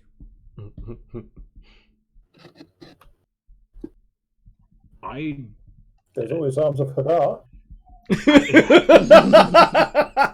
Demon versus demon. Operating all the 15 million controls inside the thing.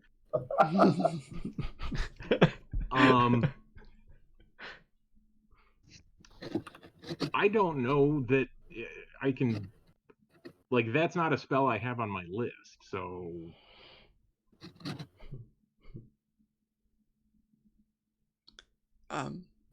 Eldritch Boop.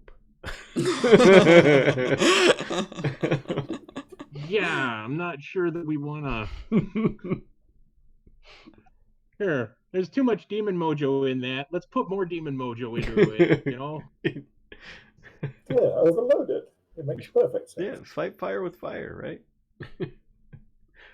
You can always make things really interesting. Ask Palkas, since he hasn't quite rested at this point, to cast Dispel Magic on it.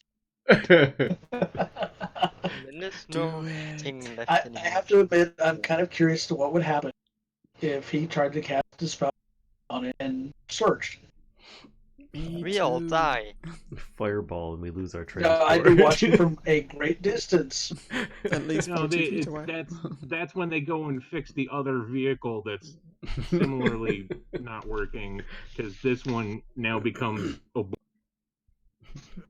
That one just becomes possessed and starts attacking everything.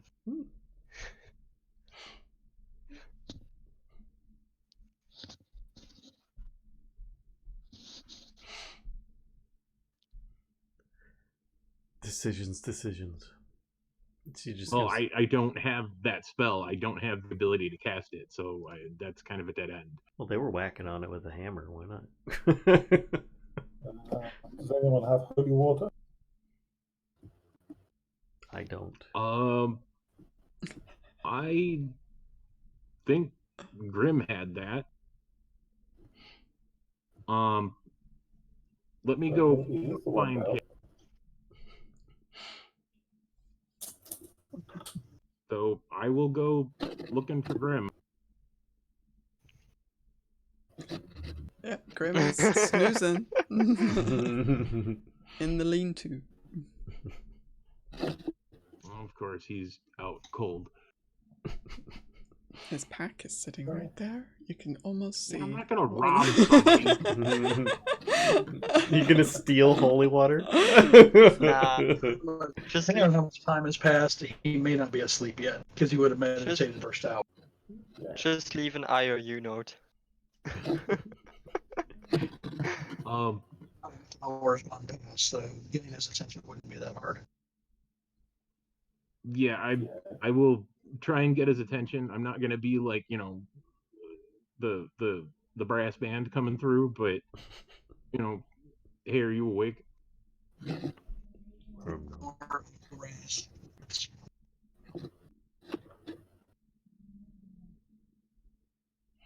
What was that? Can you You'll say have again? you'll have to actually speak louder, Nubby. Or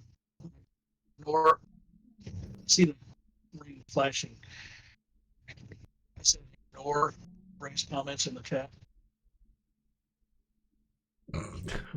I'm only getting like bits and pieces of what you're saying. I think it's a bandwidth. I think he's directing you to look at Octoray's comments in chat.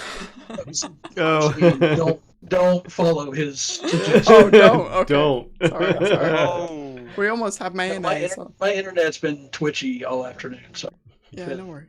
what? But no, it wouldn't. He'd probably look at you like.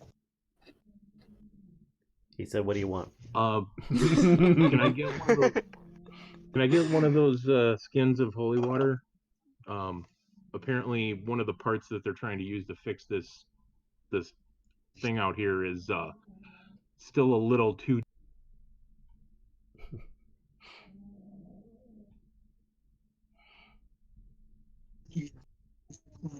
Look like what?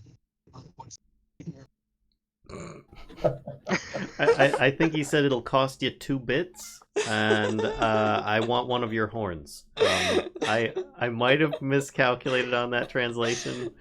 Some things might have been lost in translation.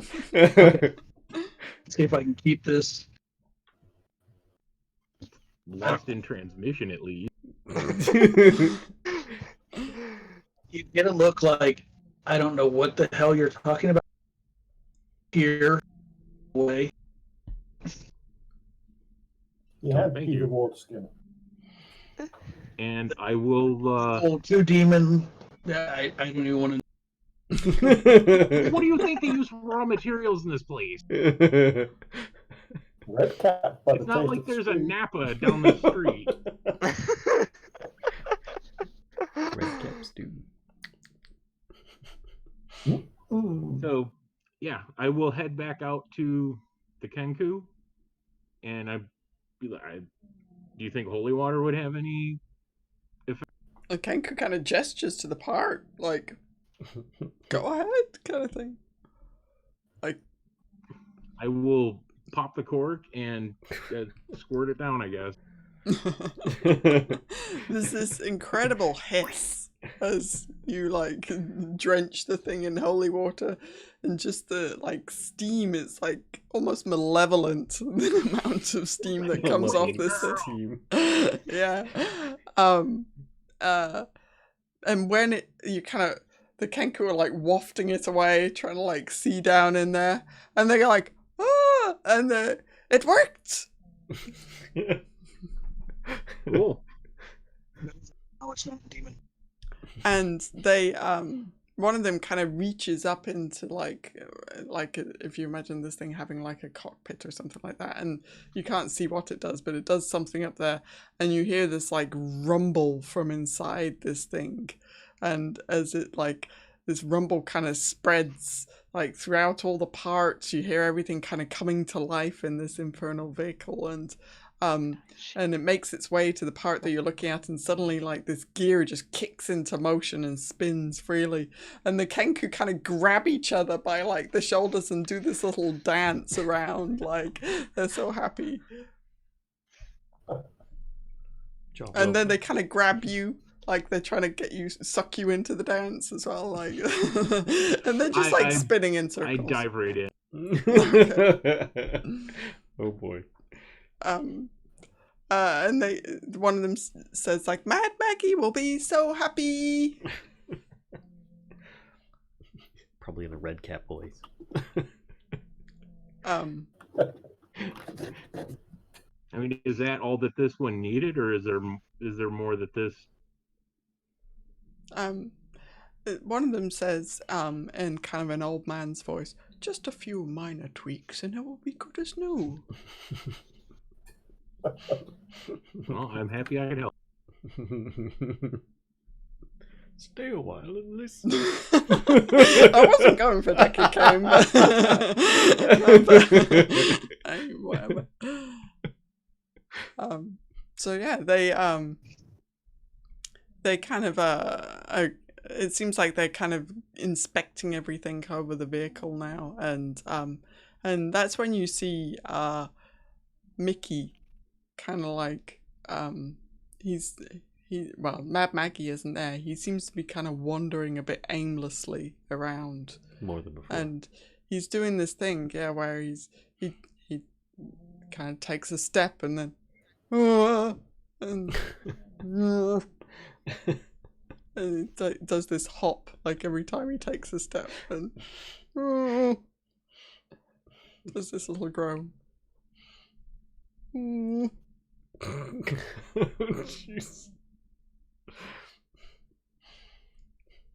And you can see, there's a couple of red caps like making fun of him still. He doesn't seem bothered by them. No, he doesn't. Like, he seems kind of fairly oblivious to them, but they're clearly like mocking the way that he walks and whatnot.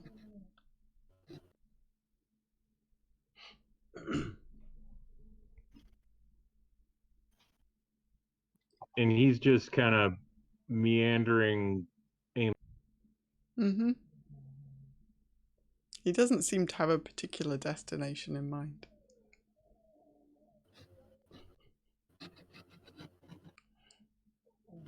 Guard duty.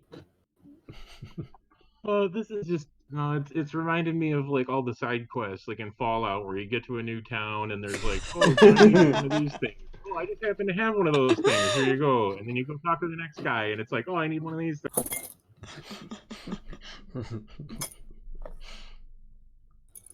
All right. Well, as you contemplate Mickey and his woes, let's go back to Thorn and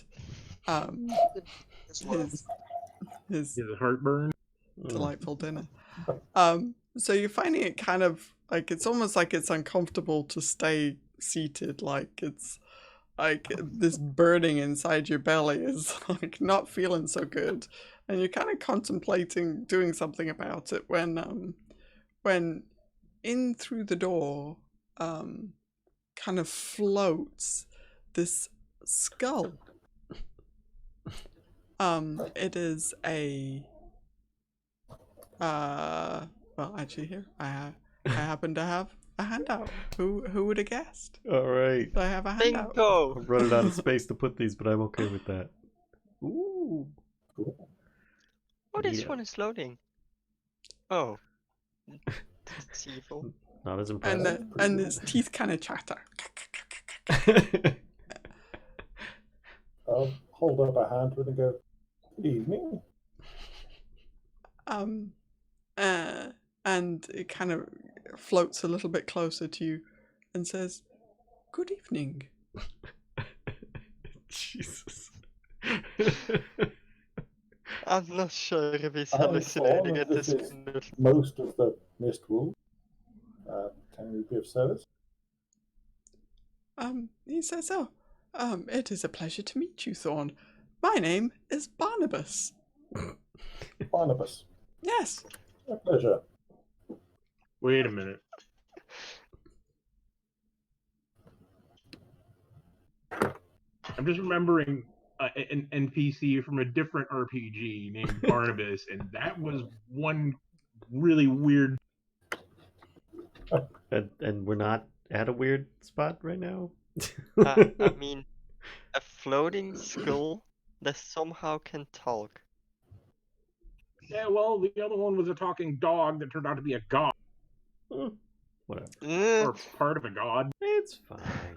It sounds about the same. Maybe it's got some Pepto-Bismol or antacid tablets. Barnabas says, this is what brings you to Fort Knucklebone, Sir Thorn?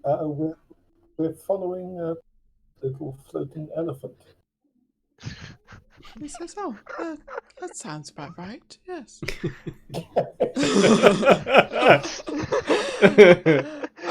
You do notice it's actually very obvious that it's missing a tooth.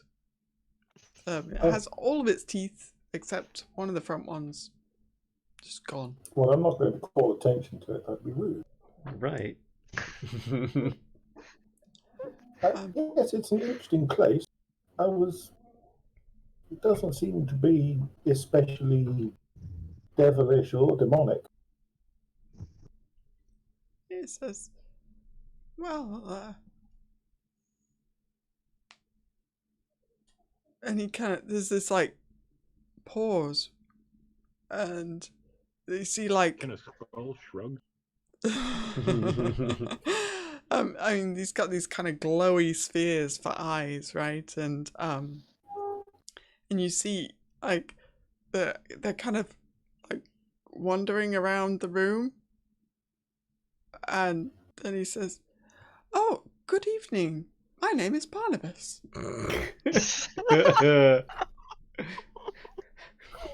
Hello, Barnabas. How are you? He says, I am well, yes. Yes, thank you for asking. He says, it is, yes, it is an interesting place. And out of the corner of your eye, you see, one of the red caps, like, giggling. I mean, kind of, he's got his hand over his mouth and he's just giggling, like just can barely like hold it together, you know, just like, and then he flings something at Barnabas, and it just like, it's like a little like bolt or something like that, and it pings off Barnabas's head, and he goes, "Oh, I do wish they would stop that." He says, they seem to have a very primitive sense of humour. Says, "They're so vile." He says, "Would you believe I lost a tooth to that exact accident?" He says, I know it's barely noticeable, but he says, and I do prize my teeth. They are, in fact, one of my favorite possessions. And now one of them is missing. Imagine. Oh, well, I'll certainly keep an eye out for it. You would? He says, "Oh, you are too kind, sir. Too kind." I cast a quick eye into my stew bowl to make sure it's moving.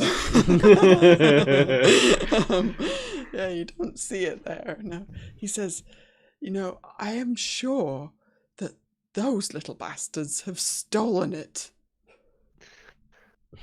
Side quest. Yes, well, I wouldn't be surprised. They look the type, don't they? I do love the green of your flames, by the way. He says, "Oh, thank you very much. Yes." He says, "I did work especially hard to get it this tone." Quite lovely. Yes, thank you. Awkward silence. So if they had stolen it, where might they stash it? He says, "I would not begin to know." He says, "I do not interfere with their business." He says, "It is far below my station to worry about those little bastards."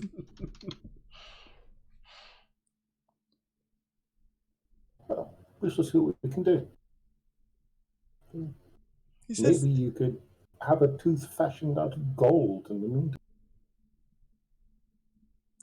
He says, "Oh, that sounds terribly gaudy." Yeah, well, needs must. Okay. When the devil drives. He says, "Ah, yes, indeed." And that they do here.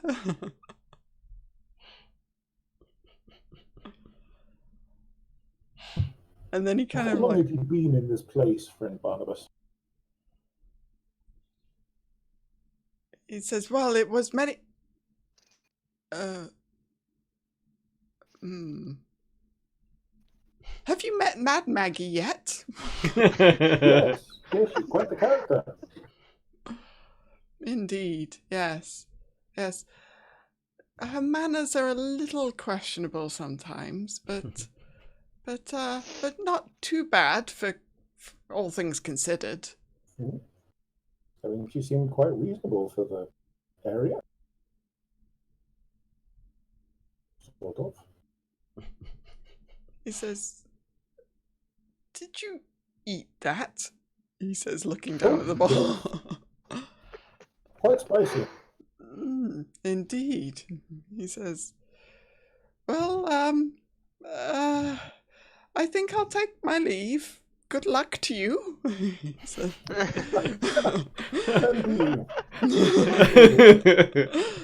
Please do let me know if you see my tooth.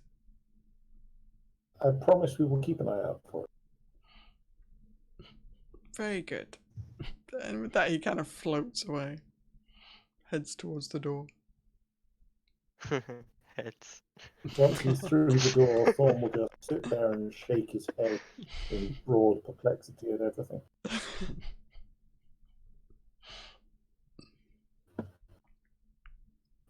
And possibly stand up and belch a little. Mm-hmm. If there were flowers nearby, or any kind of living thing, it would wilt. No, nothing new. Very true. Alright, so back to Malvola, perhaps? With Mickey? Or I don't know who you want to What did you do to Mickey? partake in. Nothing yet. You monster. Yet. Da, da, da. Poor Mickey. Can I want to observe him and see, because it sounds like he's got a limp or something, like his leg was put together wrong, is what I'm Maybe. picturing in my. Maybe. Could you roll an insight check for me, please? Oh boy. He fixes a hell machine, and now he thinks he can fix flesh golems. Interesting. Apparently not. Because, no. Something's going on there, but it's tough to figure out why he's being all weird. I will talk to it, I guess. Like, what seems to be the trouble?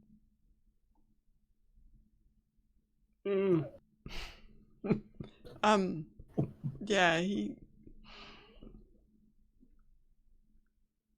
can't speak.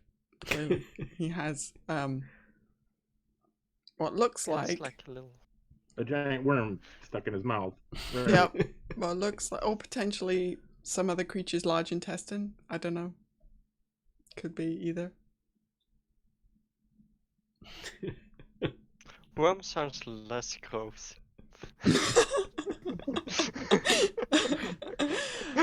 Oh, but you That ask was a him. Sorry, can you say what you Yeah. ask him one more time? So, what seems to be the trouble? He kind of like he's looking down at the leg/foot that he's limping on.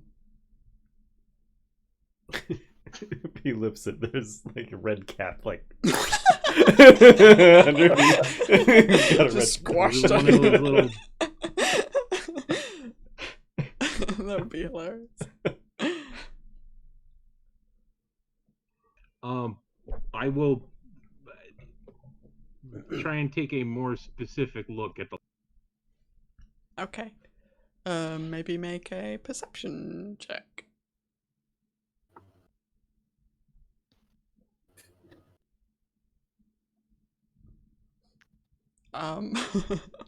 Wow. Not doing that great on that one either. I mean, it's tough to say. Like, his leg looks like it's made up of 3 or 4 different legs, so. It's like, which leg is the problem? Right. So, who knows, like, which bit hurts. Perhaps give him a massage.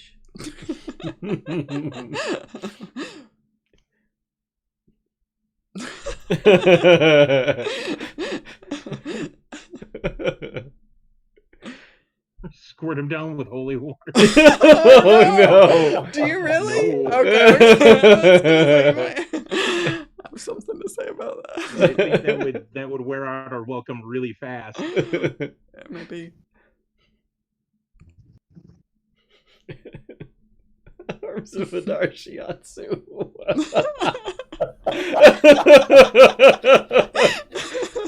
That's amazing.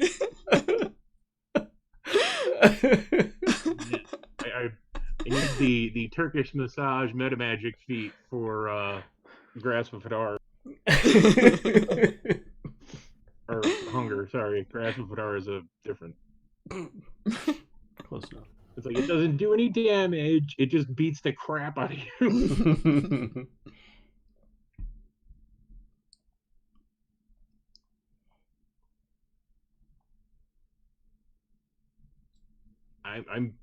I'm kind of at a loss. Would a medicine check maybe? Like, I don't know.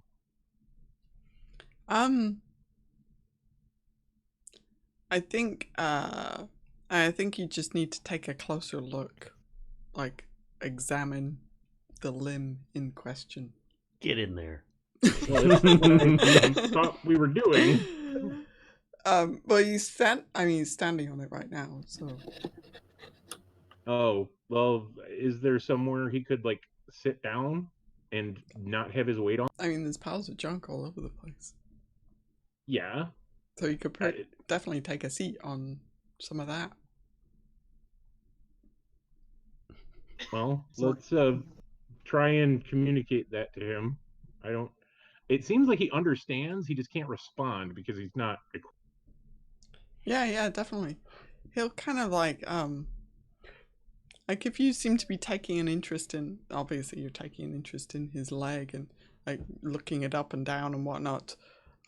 He kind of like picks up his foot a little bit, like, but it's a little difficult to kind of see like under his foot. So if you motion to him, sorry, it's a doggo being I'll be like, come here and sit. Mm-hmm. So he'll go and sit down, and then you can see the whole of his kind of leg and foot.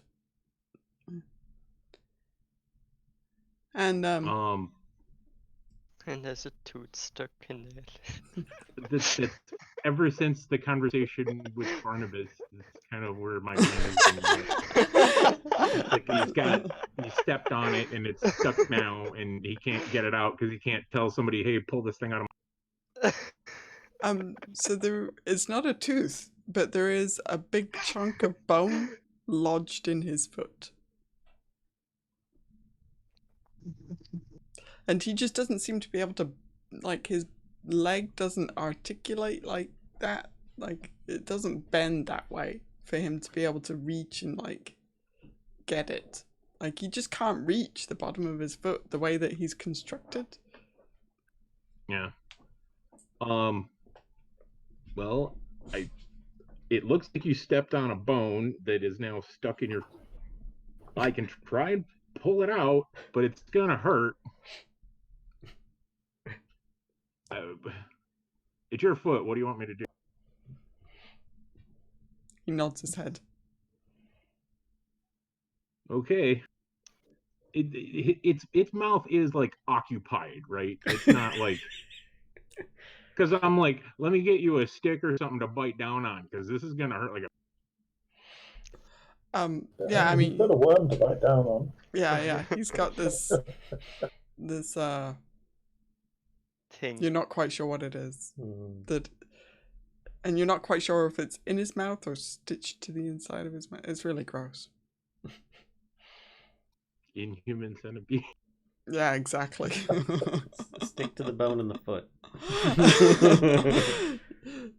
It's difficult not to stare, actually. Like, well, yeah. So strength check, I guess. Do you have medicine? Could you do a medicine check? I do have medicine. I don't have the. If I had advantage on any of these, it'd be so much easier. He lets out this like as you're like trying to pull this chunk of bone out. It almost kicks you. Only almost. Yeah, I kind of deserve that.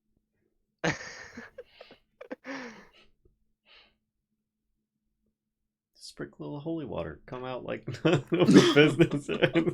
I have an idea. Melt his foot off. That's the... Oh boy.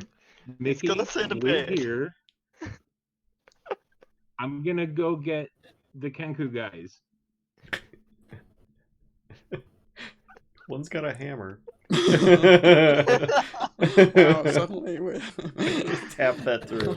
all the pop culture references align as we switch to misery. This knee shouldn't bend this way. We'll fix that. Just use a hammer, it'll bend so you can do it yourself. All right, so go get the Kenku guys. Yeah. Okay. That Mickey apparently has stepped on something. It's like a chunk of bone jammed in his foot, and I tried to pull it out, but I just don't have the grip strength or whatnot to get it out. You guys have tools, you know. Can we try and make something happen here? They just kind of like, shrug. Mickey. They say with like in complete indifference, and they pass you a pair of pliers, essentially. Oh, well, at least it's not a blowtorch. A big chunky pair of pliers. Honestly, the crowbar joke is coming back now.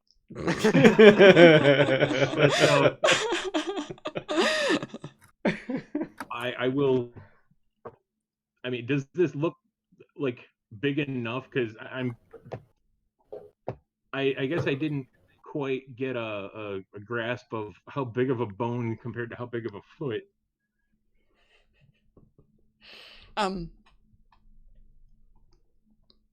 mean, it's a pretty big foot, right? It's like his feet are the size as long as Maggie's legs. You know, he's a pretty big dude. Yeah. Yeah. But I mean, is it like a piece of bone or like a piece of bone? You think that the pliers that they've given you will certainly aid in your removal of the bone chunk. Yes, sci-fi. That is very much what I'm. Yeah, I know. He is the mouse. I will thank them, and I will head back over to Mickey. Okay. And using the pliers will give you advantage on the roll. Oh, of course. And now It's gonna be 2 terrible rolls. No. now is when I roll like double threes. Yeah. Double ones, and then you find out the bone is actually part of Mickey. Oh no! That's his extra toe. Well, here we go. Oh yeah. So this time, you're like Dr.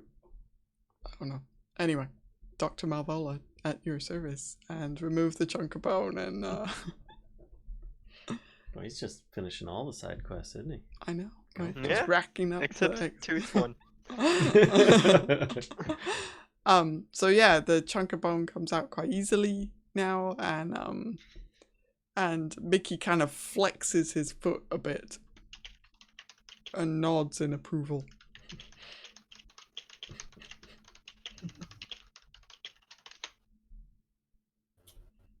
Well, you're welcome.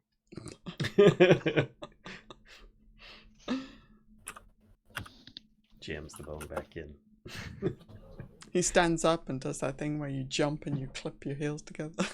No, I'm just kidding. He doesn't do that, but he does stand up and kind of like flexes his leg out and like tries putting his weight on the foot. He's like hopping and nods his head.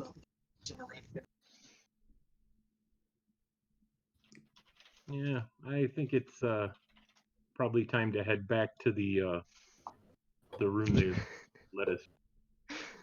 Okay. I think I've done enough damage here for one day. Well, because the only other thing I can think of is to like kick the crap out of a couple of these red caps because they're pissing me off. Like they haven't even interacted with me directly, and I don't like them. They are. I mean, there are plenty of them around. That's for sure. Meanwhile, I'm thinking, can I adopt one? Little cucarachas. See? Nobody agrees. I need to adopt one. So you're gonna head back to the lean-to? Yeah. Okay. So, okay. So by this point, the Thorn, I think your watch would be, coming to an end. Okay. Who is next? I can't remember. Coyra I was was next. Okay. Mm-hmm. All right. I'll go and sit in the corner and meditate. Are you gonna explain anything that happened, or not? Okay, yes. I think there was this kind of floating, glowing skull that came in for a. It looked real, but who knows? Is there a check that I can do to see if he just lost his mind? No, I've lost my mind completely. That's not gonna Oh, give yeah, you any new information. I mean, the floating skulls. What else? He's looking for his tooth. Okay. What was in that stew? I think it was probably red cap, but I'm not sure. It was Okay. very spicy, but it Okay, didn't so taste of ash. So don't I eat mean, it was it. horrible. It was horrible, but it didn't taste of ash. So that's Worse or- something good. Okay. Worse or better than the beans? No, it's an acquired taste. Okay. Sure. Coyra is a Maybe a bit little worse than the beans. about his floating skulls, but will try to keep a watch for any other odd floating things that come out.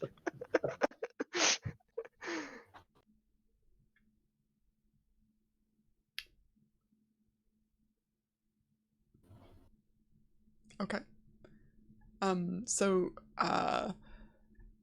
Thorn, you are going to find it very difficult to meditate, to get any rest. So I'm sorry to say, your level of exhaustion will not be removed from this rest. Shit. The discomfort They you have feel. two. I thought you just had You one. had to eat it. Do you have one? I think Thorn has two. Okay, so you Oh, still okay. have one left. You don't. Oh, yeah, I see the two. You don't manage to shed both of them. You only manage to shed. Oh, well, actually, that's how it does work anyway. Okay, That's how it sorry. works, yeah. No, it's still be on two. Yep, you would Do still I be on feel two. anything? Yeah, the rest of your replenishment kind of happens as expected, but this one particular does not. We should have brought a cleric. So do I have to burn some hit dice to get some healing? No, you still get your rest. Like, just Right, you don't okay. remove the level of Just exhaustion. not the exhaustion. Okay, fine. That's good. Okay. I'm happy. Okay. Are there any strange side effects from resting in Avernus? Tomatoes. Not that you have noticed yet. It's because we're all naturally evil, so we're fine.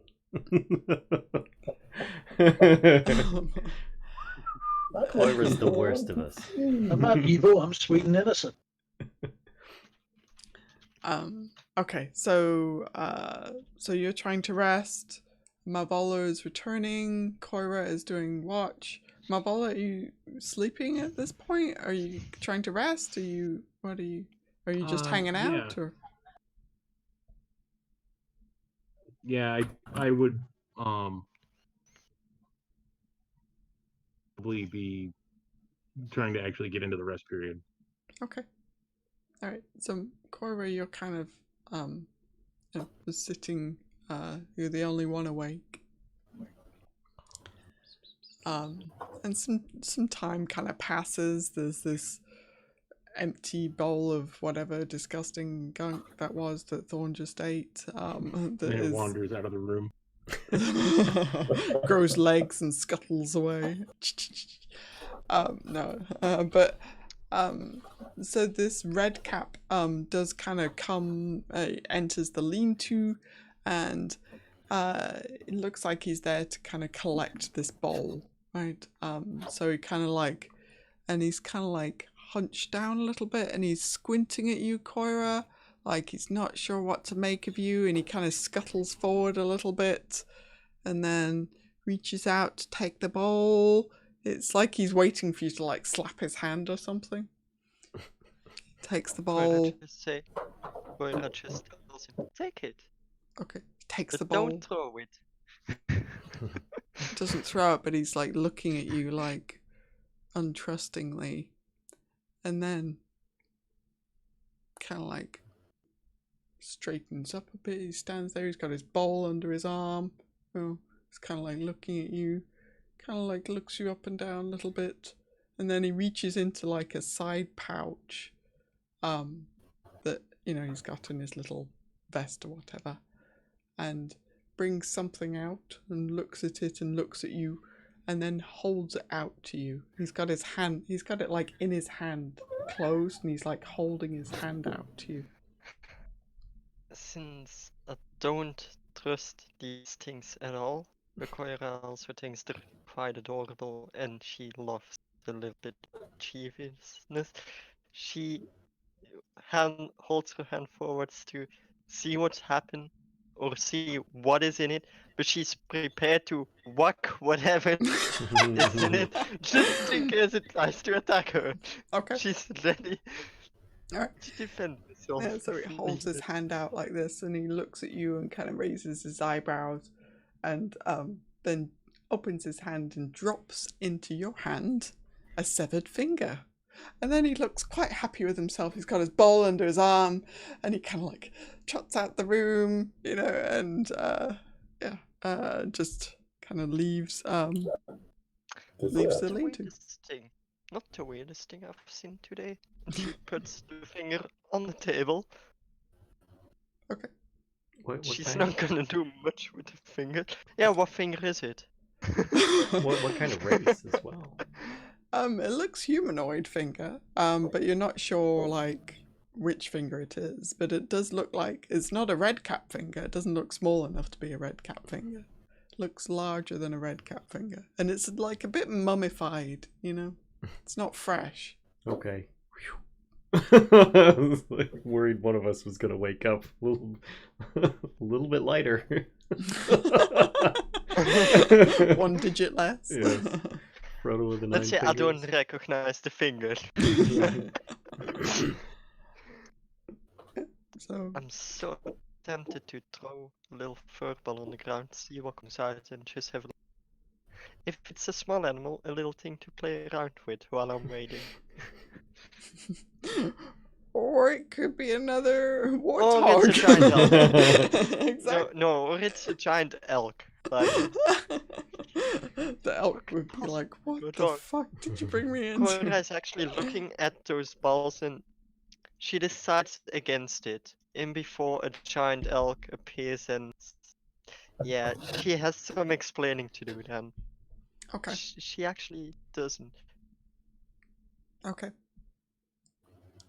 She actually remembers the hat the Palkas gave her, and she looks in the hat to see if anything interesting is going on with the hat. The hat of vermin. What do you do with it? Yeah, that the hat itself, wait, isn't doing anything interesting. Like, let me make sure I remember all of this, all of the hat's properties.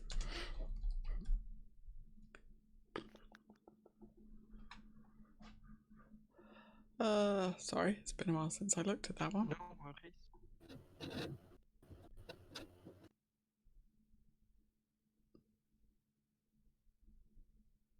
Okay, the hat doesn't seem to have like anything particular going on with it.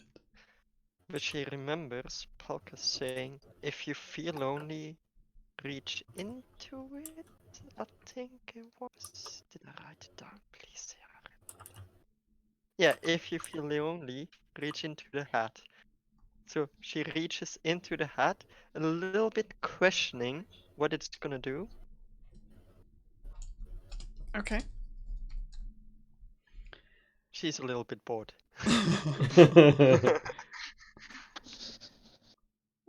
So, oh, god damn it, hang on. I gotta find this.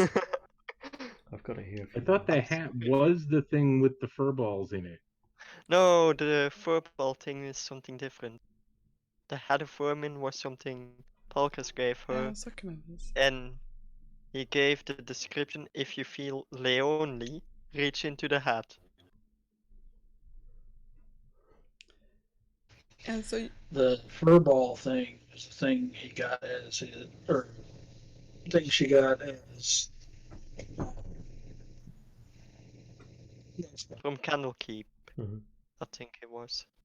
okay, so you reach into the hat, kind of expecting to feel like something change inside the hat. Mm-hmm. And you're kind of patting around inside the hat, and nothing's happening.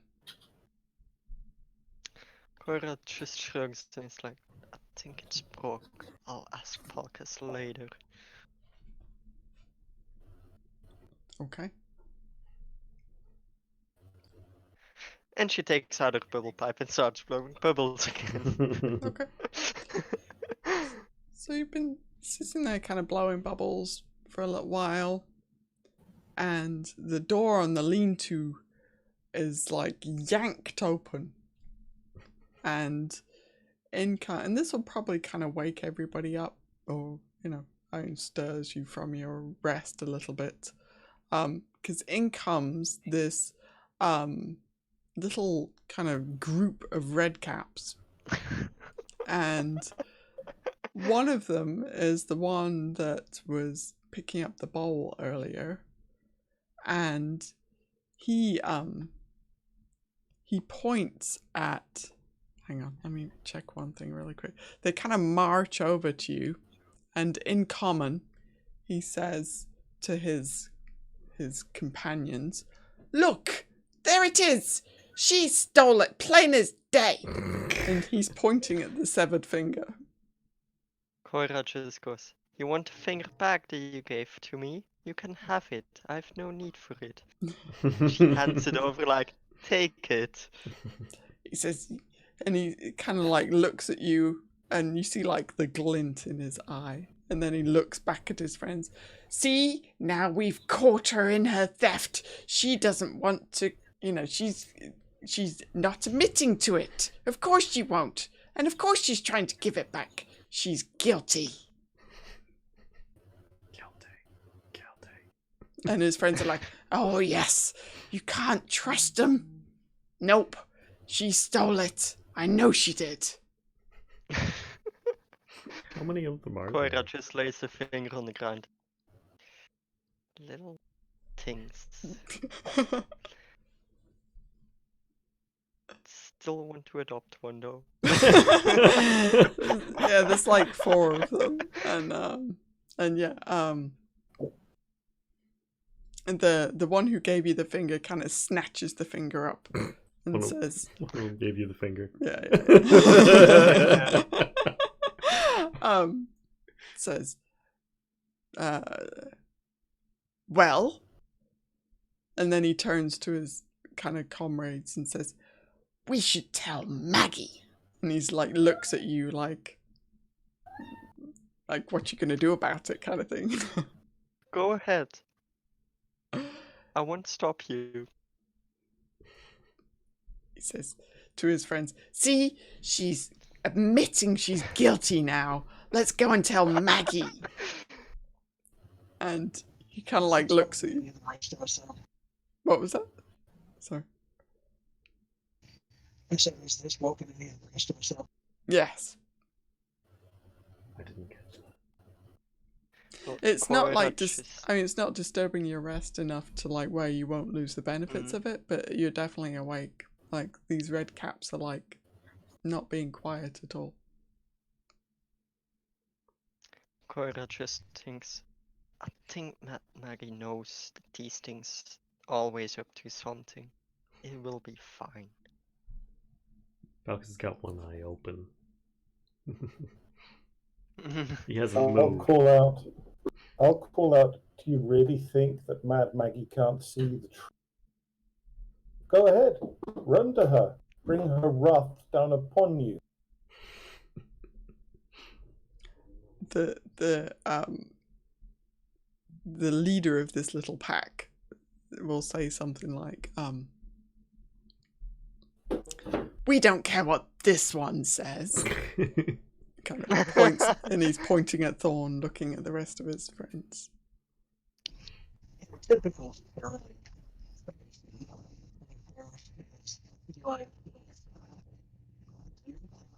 I can't hear you. I'm sorry. You're not Yeah, broadcasting any volume at all now. Nope. I'm so sorry. It's so frustrating.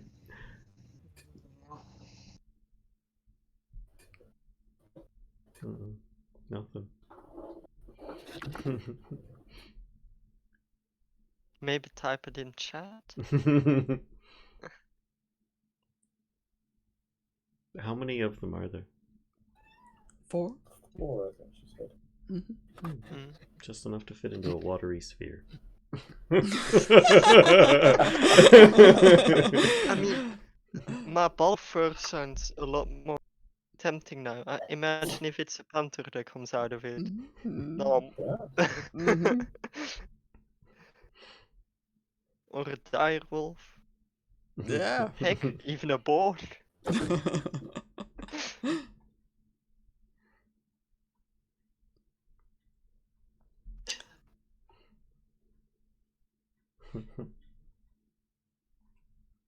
Gotcha. Okay.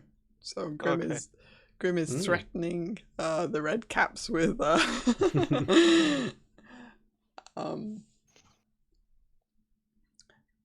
so the one that's kind of leading them says, "Let's go and get Grubber. He'll know what to do." Jesus. And he kind of like storms out of the lean-to as much as a tiny little red cap can storm off. He does. Palkas' eye closes. Yeah, he's like, Oh, yep, I heard that. you know, Yeah, About. just about, yep. Almost. and again, Did not hear that. Mm-mm. It's Unless transmitting meowed. something, but it's currently like it's half muting your volume. Or not half muting, but Question, do you have the noise suppression by any chance? Oh, that's a good question. If so, maybe how try about it. now? oh yeah. That's good. That's better. Apparently it was on and I didn't realize it. Oh, Okay. so you were being suppressed. Discord suppression. I was being kept down by the man. Welcome back, Nobi. Welcome back. I'm happy I thought of that. Yeah, thank you. I was looking at everything except that. Yeah. I mean, I was like, what's new on Discord? Maybe That doesn't work at all feature for could me. be screwing Maybe us that. over. For some people it works great, and for others it either doesn't work or just doesn't. Okay, I switched one thing back. Are you guys still hearing me? Yep. Yep. Yep. Yeah. I just wanted to make sure. Yeah. Yay, I can talk again. Yeah. All right. Whether that's a good thing or a bad thing. We'll see. Well, they just ran off to go fetch Grubba, right? Yes. Did they take the finger? Yes. Yeah, he did. They did take the finger. Thorn's going to just make sure his bow and arrows are handy before. Coyra just asks, since most of them are awake, would you mind if there's a giant elk in the room if things go south? That sounds great. Bring it on. Okay. I could use something that doesn't taste like ash. She ignores what you said about eating it and tries to use the bag of tricks. Wait. What is it? It is a giant elk.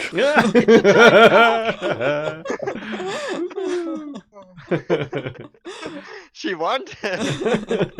So this is like almost Studio Ghibli like, right? Like you reach into the bag and it's like you start like pulling like on something and as you're pulling it out, it's like a hoof. And you're like, well, it's when I throw the ball that it becomes oh yeah, a giant elk. So Yep. I throw it at the door and I just see the giant elk and go like, I knew this would happen.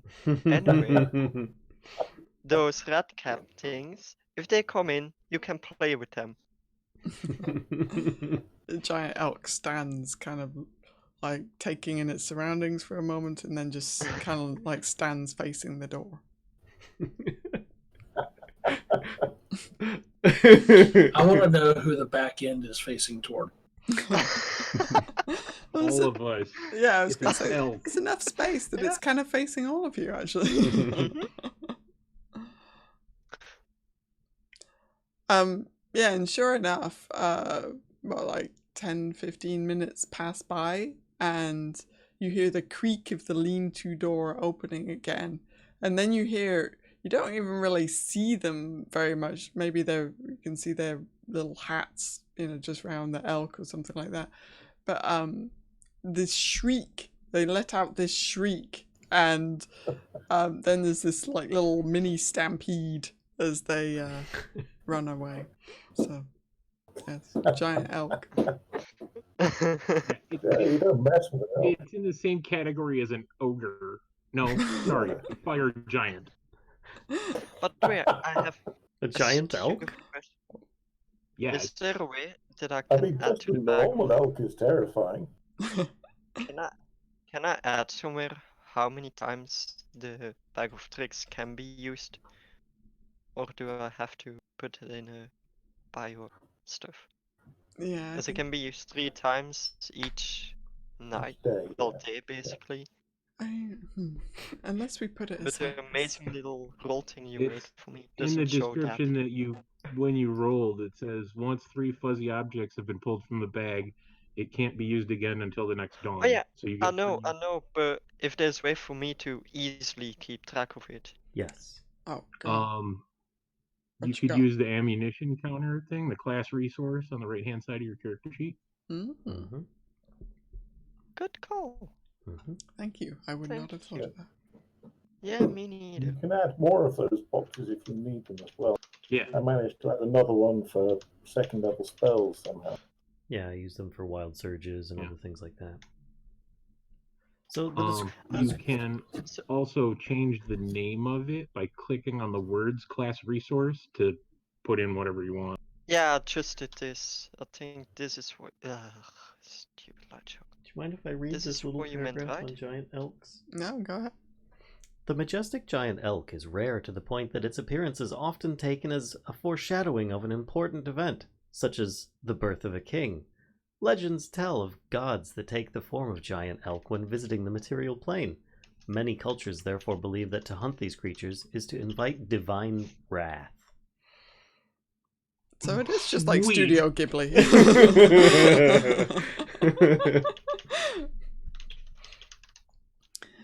Yeah, so the rest of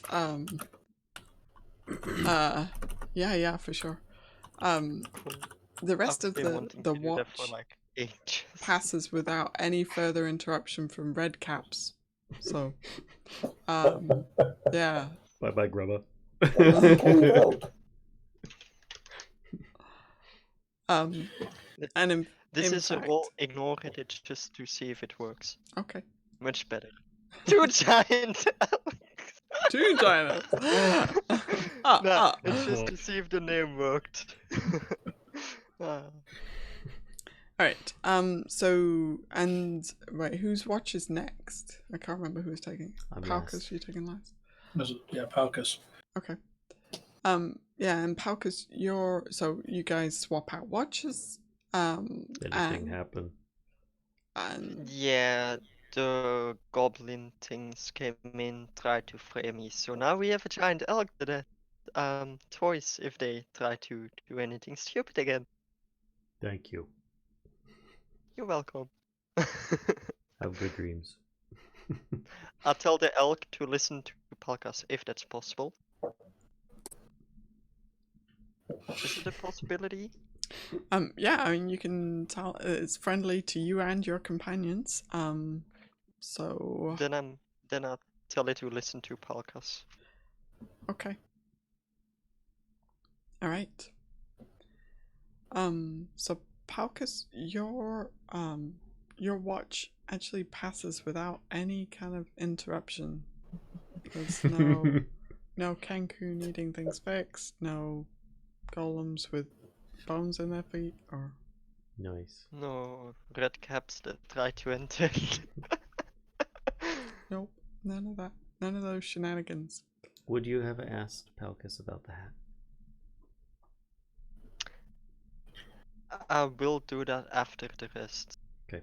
I don't want to cause too much babbling. Okay.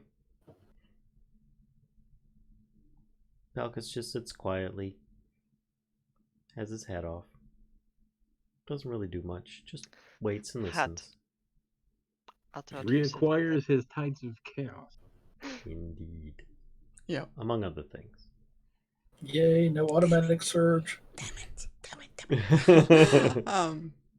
Yeah, no automatic search. Yeah, I can vouch it again. Mm-hmm.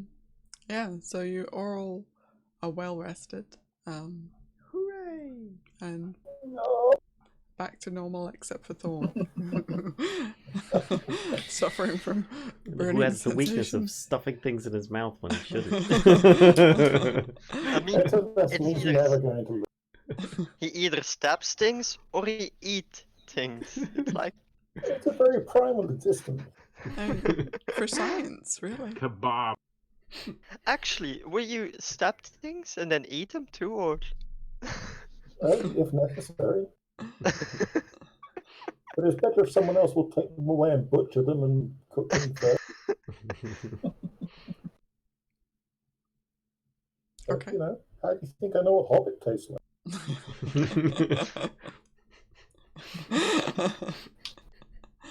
It was a really evil Hobbit, okay? Oh, yeah, okay. I mean, that's what you say about Sure. everything you study, so. Is there such a thing I'm as an not evil hobbit? wrong. I feel like that's... Yes, it's called Anyway. Golem. If the rest is over, Coyra actually mentions to Palkas that she reached into the hat and then nothing happened. Did you tell it you were And lonely? she asks, wait, I'm supposed to tell it that? I didn't know. Sorry. It's fine. That's the command phrase. I'm lonely. So.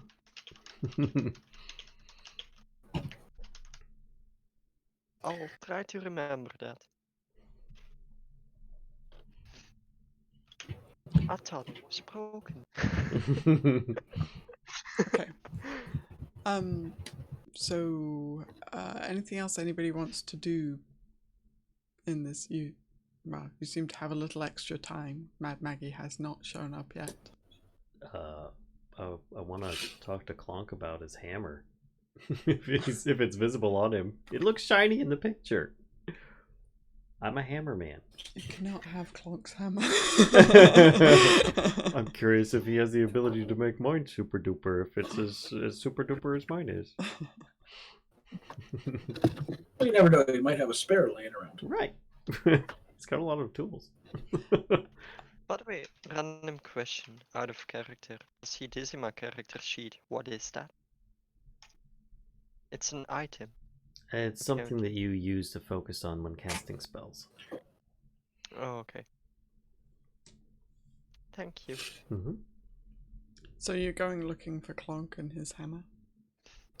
If it was visible before. If it wasn't, then I'm just metagaming it in the picture and forget it.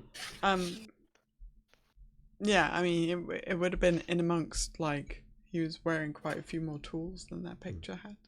So it would have been in amongst a bunch of tools. It more or less just would be shop talk about that's a nice hammer you've got, and that's pretty much it, you know. So. All right. So as you're kind of standing outside talking to Clonk about his hammer, I know, right? Definitely not a euphemism.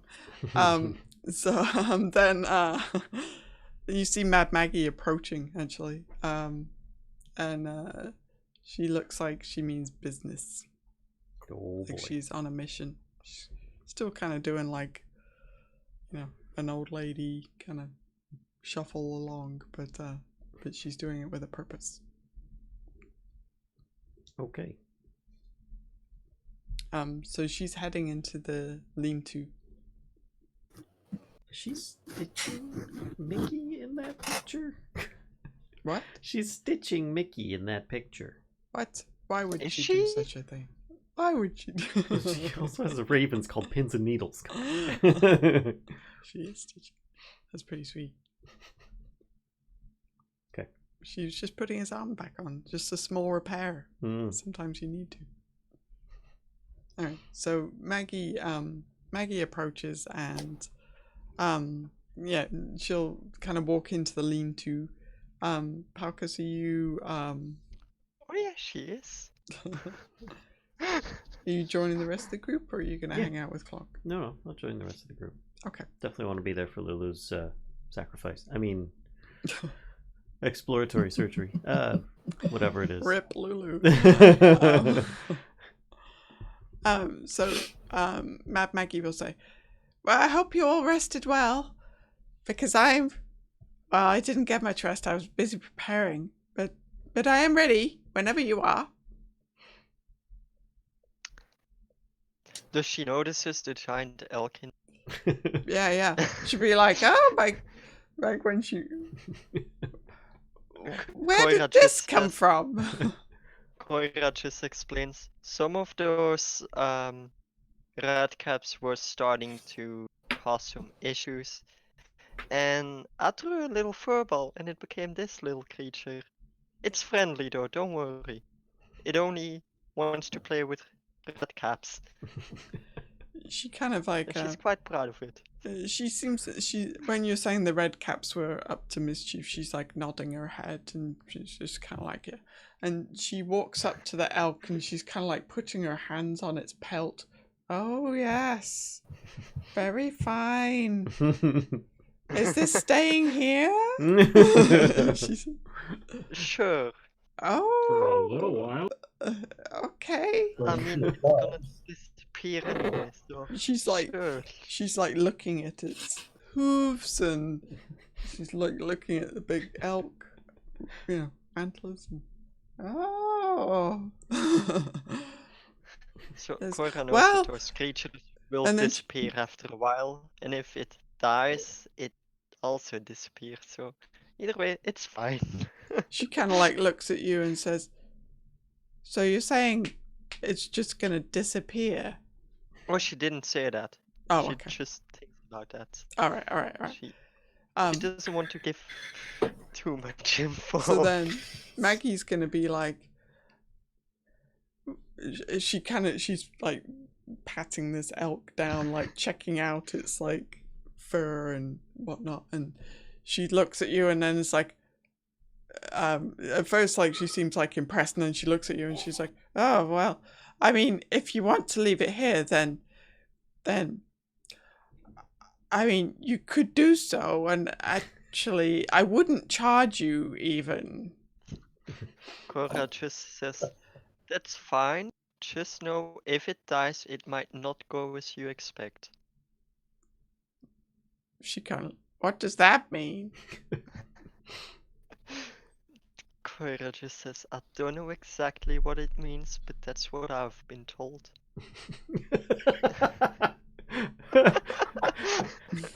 So you've got to keep it alive and just strip it for Commander parts, Maggie, I right? meant to ask, if I may. Do you have a skull called Barnabas? Ooh.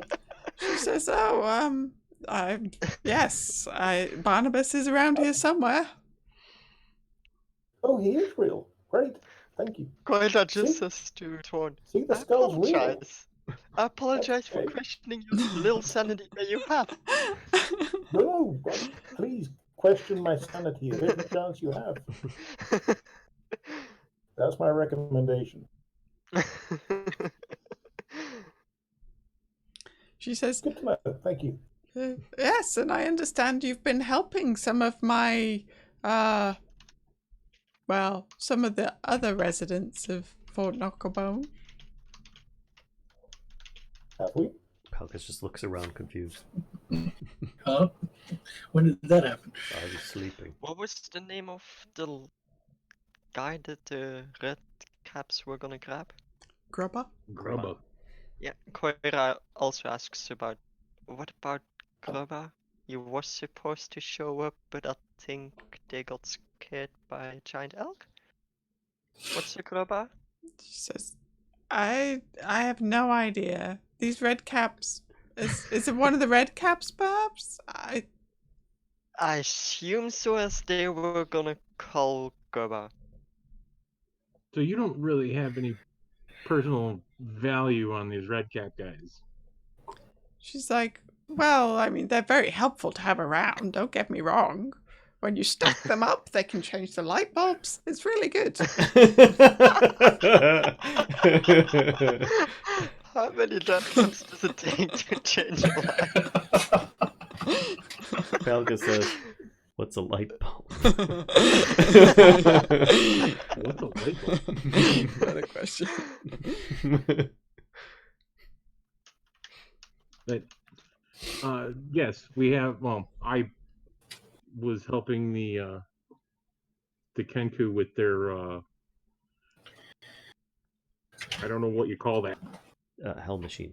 The war machines. War Yes. Yes. It's working again. I understand you helped.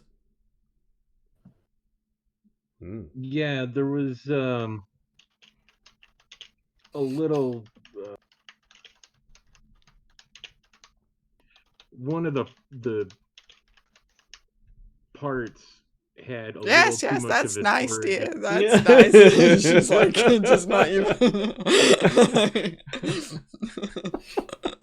And Mickey had something stuck in his foot, and I dug that out for him.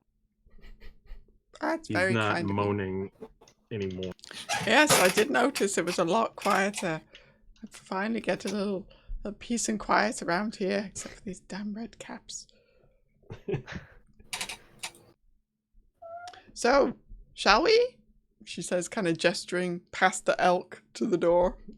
Like, looking at the elk, looking at the door. Lulu's still with us, right? Yes. She hasn't Lulu made a is. peep since. So, Mhm. Are you ready, Lulu? Lulu says, I think so, ready as I'll ever be. Okay.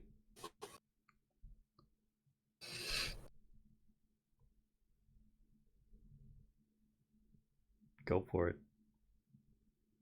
So Lulu will kind of flutter forward if nobody else.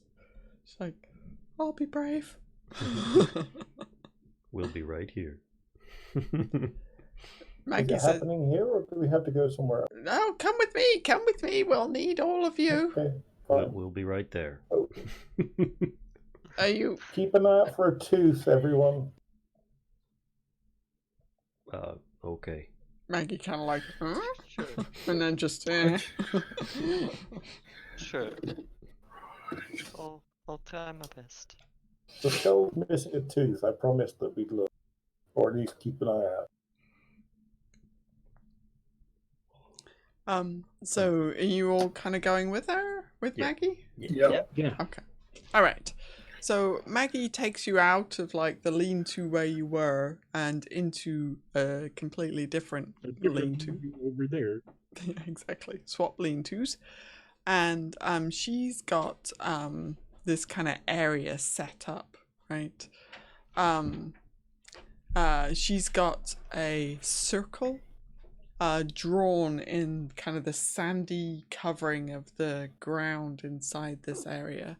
And it does have some kind of, they look a bit like fiendish symbols written into the kind of in the circumference of the circle. And there are several kind of actually fairly comfortable looking black cushions in the center of this circle. And she says, looking at Lulu, "After you, my dear." And she's like motioning to Lulu to kind of get comfy on the cushions, kind of thing. And Lulu kind of, with a little bit of hesitation, and she's kind of like looking around at the rest of the group, and she kind of will flutter forward a little bit, and sorry. Oh, okay. So she flutters forward a little bit, and then she kind of flutters down to this pile of cushions that Maggie has ready for her, and she says, "Come in, to you all." She's motioning for you to kind of stand a bit closer. Upon seeing this, Coyra asks, "There's not gonna be any sparks that fly out of this and attack me, right?" She says, "No, of course not." Okay. Better than last ritual done. And then she reaches into kind of she's got like all this this big cloak and whatnot with this. Anyway, she reaches into the pockets that she's got, and she takes 2 skulls that look quite similar to her own head shape and size, and places them on the ground within this circle at either end of Lulu. So Lulu is kind of like sitting on these pillows, and she places it like, so it's like a line now. We've got skull, Lulu, skull. She says, Upon seeing the skulls, Coyra pokes Thorn and is like, "Maybe they have tooth." Jesus, just steal one of their teeth. Yeah, I mean, they're not gonna miss it. How do you know? She says, and she totally didn't hear what you said, but she just seems to be kind of in her own world, and she kind of like, "Oh, my sisters won't mind if I pick their brains about this problem," she says as she's putting the skulls down. And she's like motioning for everybody to step inside this circle that she's got. Coyra watches what the others do. Palkas goes in and sits as close as he can. He would like to keep an eye on this ritual to see if he can identify what she is casting as she's casting it. Okay. Upon seeing the others move in, Coyra also. Okay. So if everybody moves in, is the giant elk, by the way, is the giant elk staying back there, or is giant elk? I think it is. Okay. Guarding the door. Yeah. Keeping the I feel like it trouble might not fit through that door. I also feel like it would have trouble fitting through the door. out. This is your home now, giant elk. And, Yeah. and any red caps that enter their room are gonna have an interesting time. So she says, "Now, to explain this ritual a little bit, it will probably last about 10 minutes, and we will all be linked telepathically while we gain insight into her memories," she says, and she's kind of like looking at Lulu almost hungrily, with this. Thorn, can you go get me a beer? We're linked to Lulu, not Thorn. We get to watch TV. And Now Lulu I is get why kind she didn't want Thorn's memory. That would be horrifying for those. she says, "Please do not leave the circle, because that will interrupt the ritual, and then we will have to start again." She's very exasperated, she says. Who brought the popcorn? It tastes like ash. Yeah. There's an elk in the Oh, other then room. that would be me that brought it. And she again kind of like looks at Lulu hungrily and says, "Are you ready, my dear?" And she's got this kind of like almost like kind of like quality to her voice, like, "Oh, this, anxious anticipation kind of, Poor Lulu. And Lulu is like just kind of like looking around at everybody like, and she's kind of like, yeah, just sitting on the cushions. And Maggie says, then let's begin. She says, please, you should all close your eyes so the telepathic bond can take place. So does everybody close their eyes? Palkas waits till the very last moment that he can. Yeah, that's kind of what I was thinking. Like, okay, she's up to something. She's just gonna. You open your eyes again. She's got Lulu. Oh no! I totally wasn't gonna eat her. No, not at all. No, I'm just kidding. Mouth to mouth. She does not look. So once everybody has their eyes closed, you sense through your eyelids. Actually, you know that thing like when you've got your eyes closed, you can tell whether you're in like light or dark.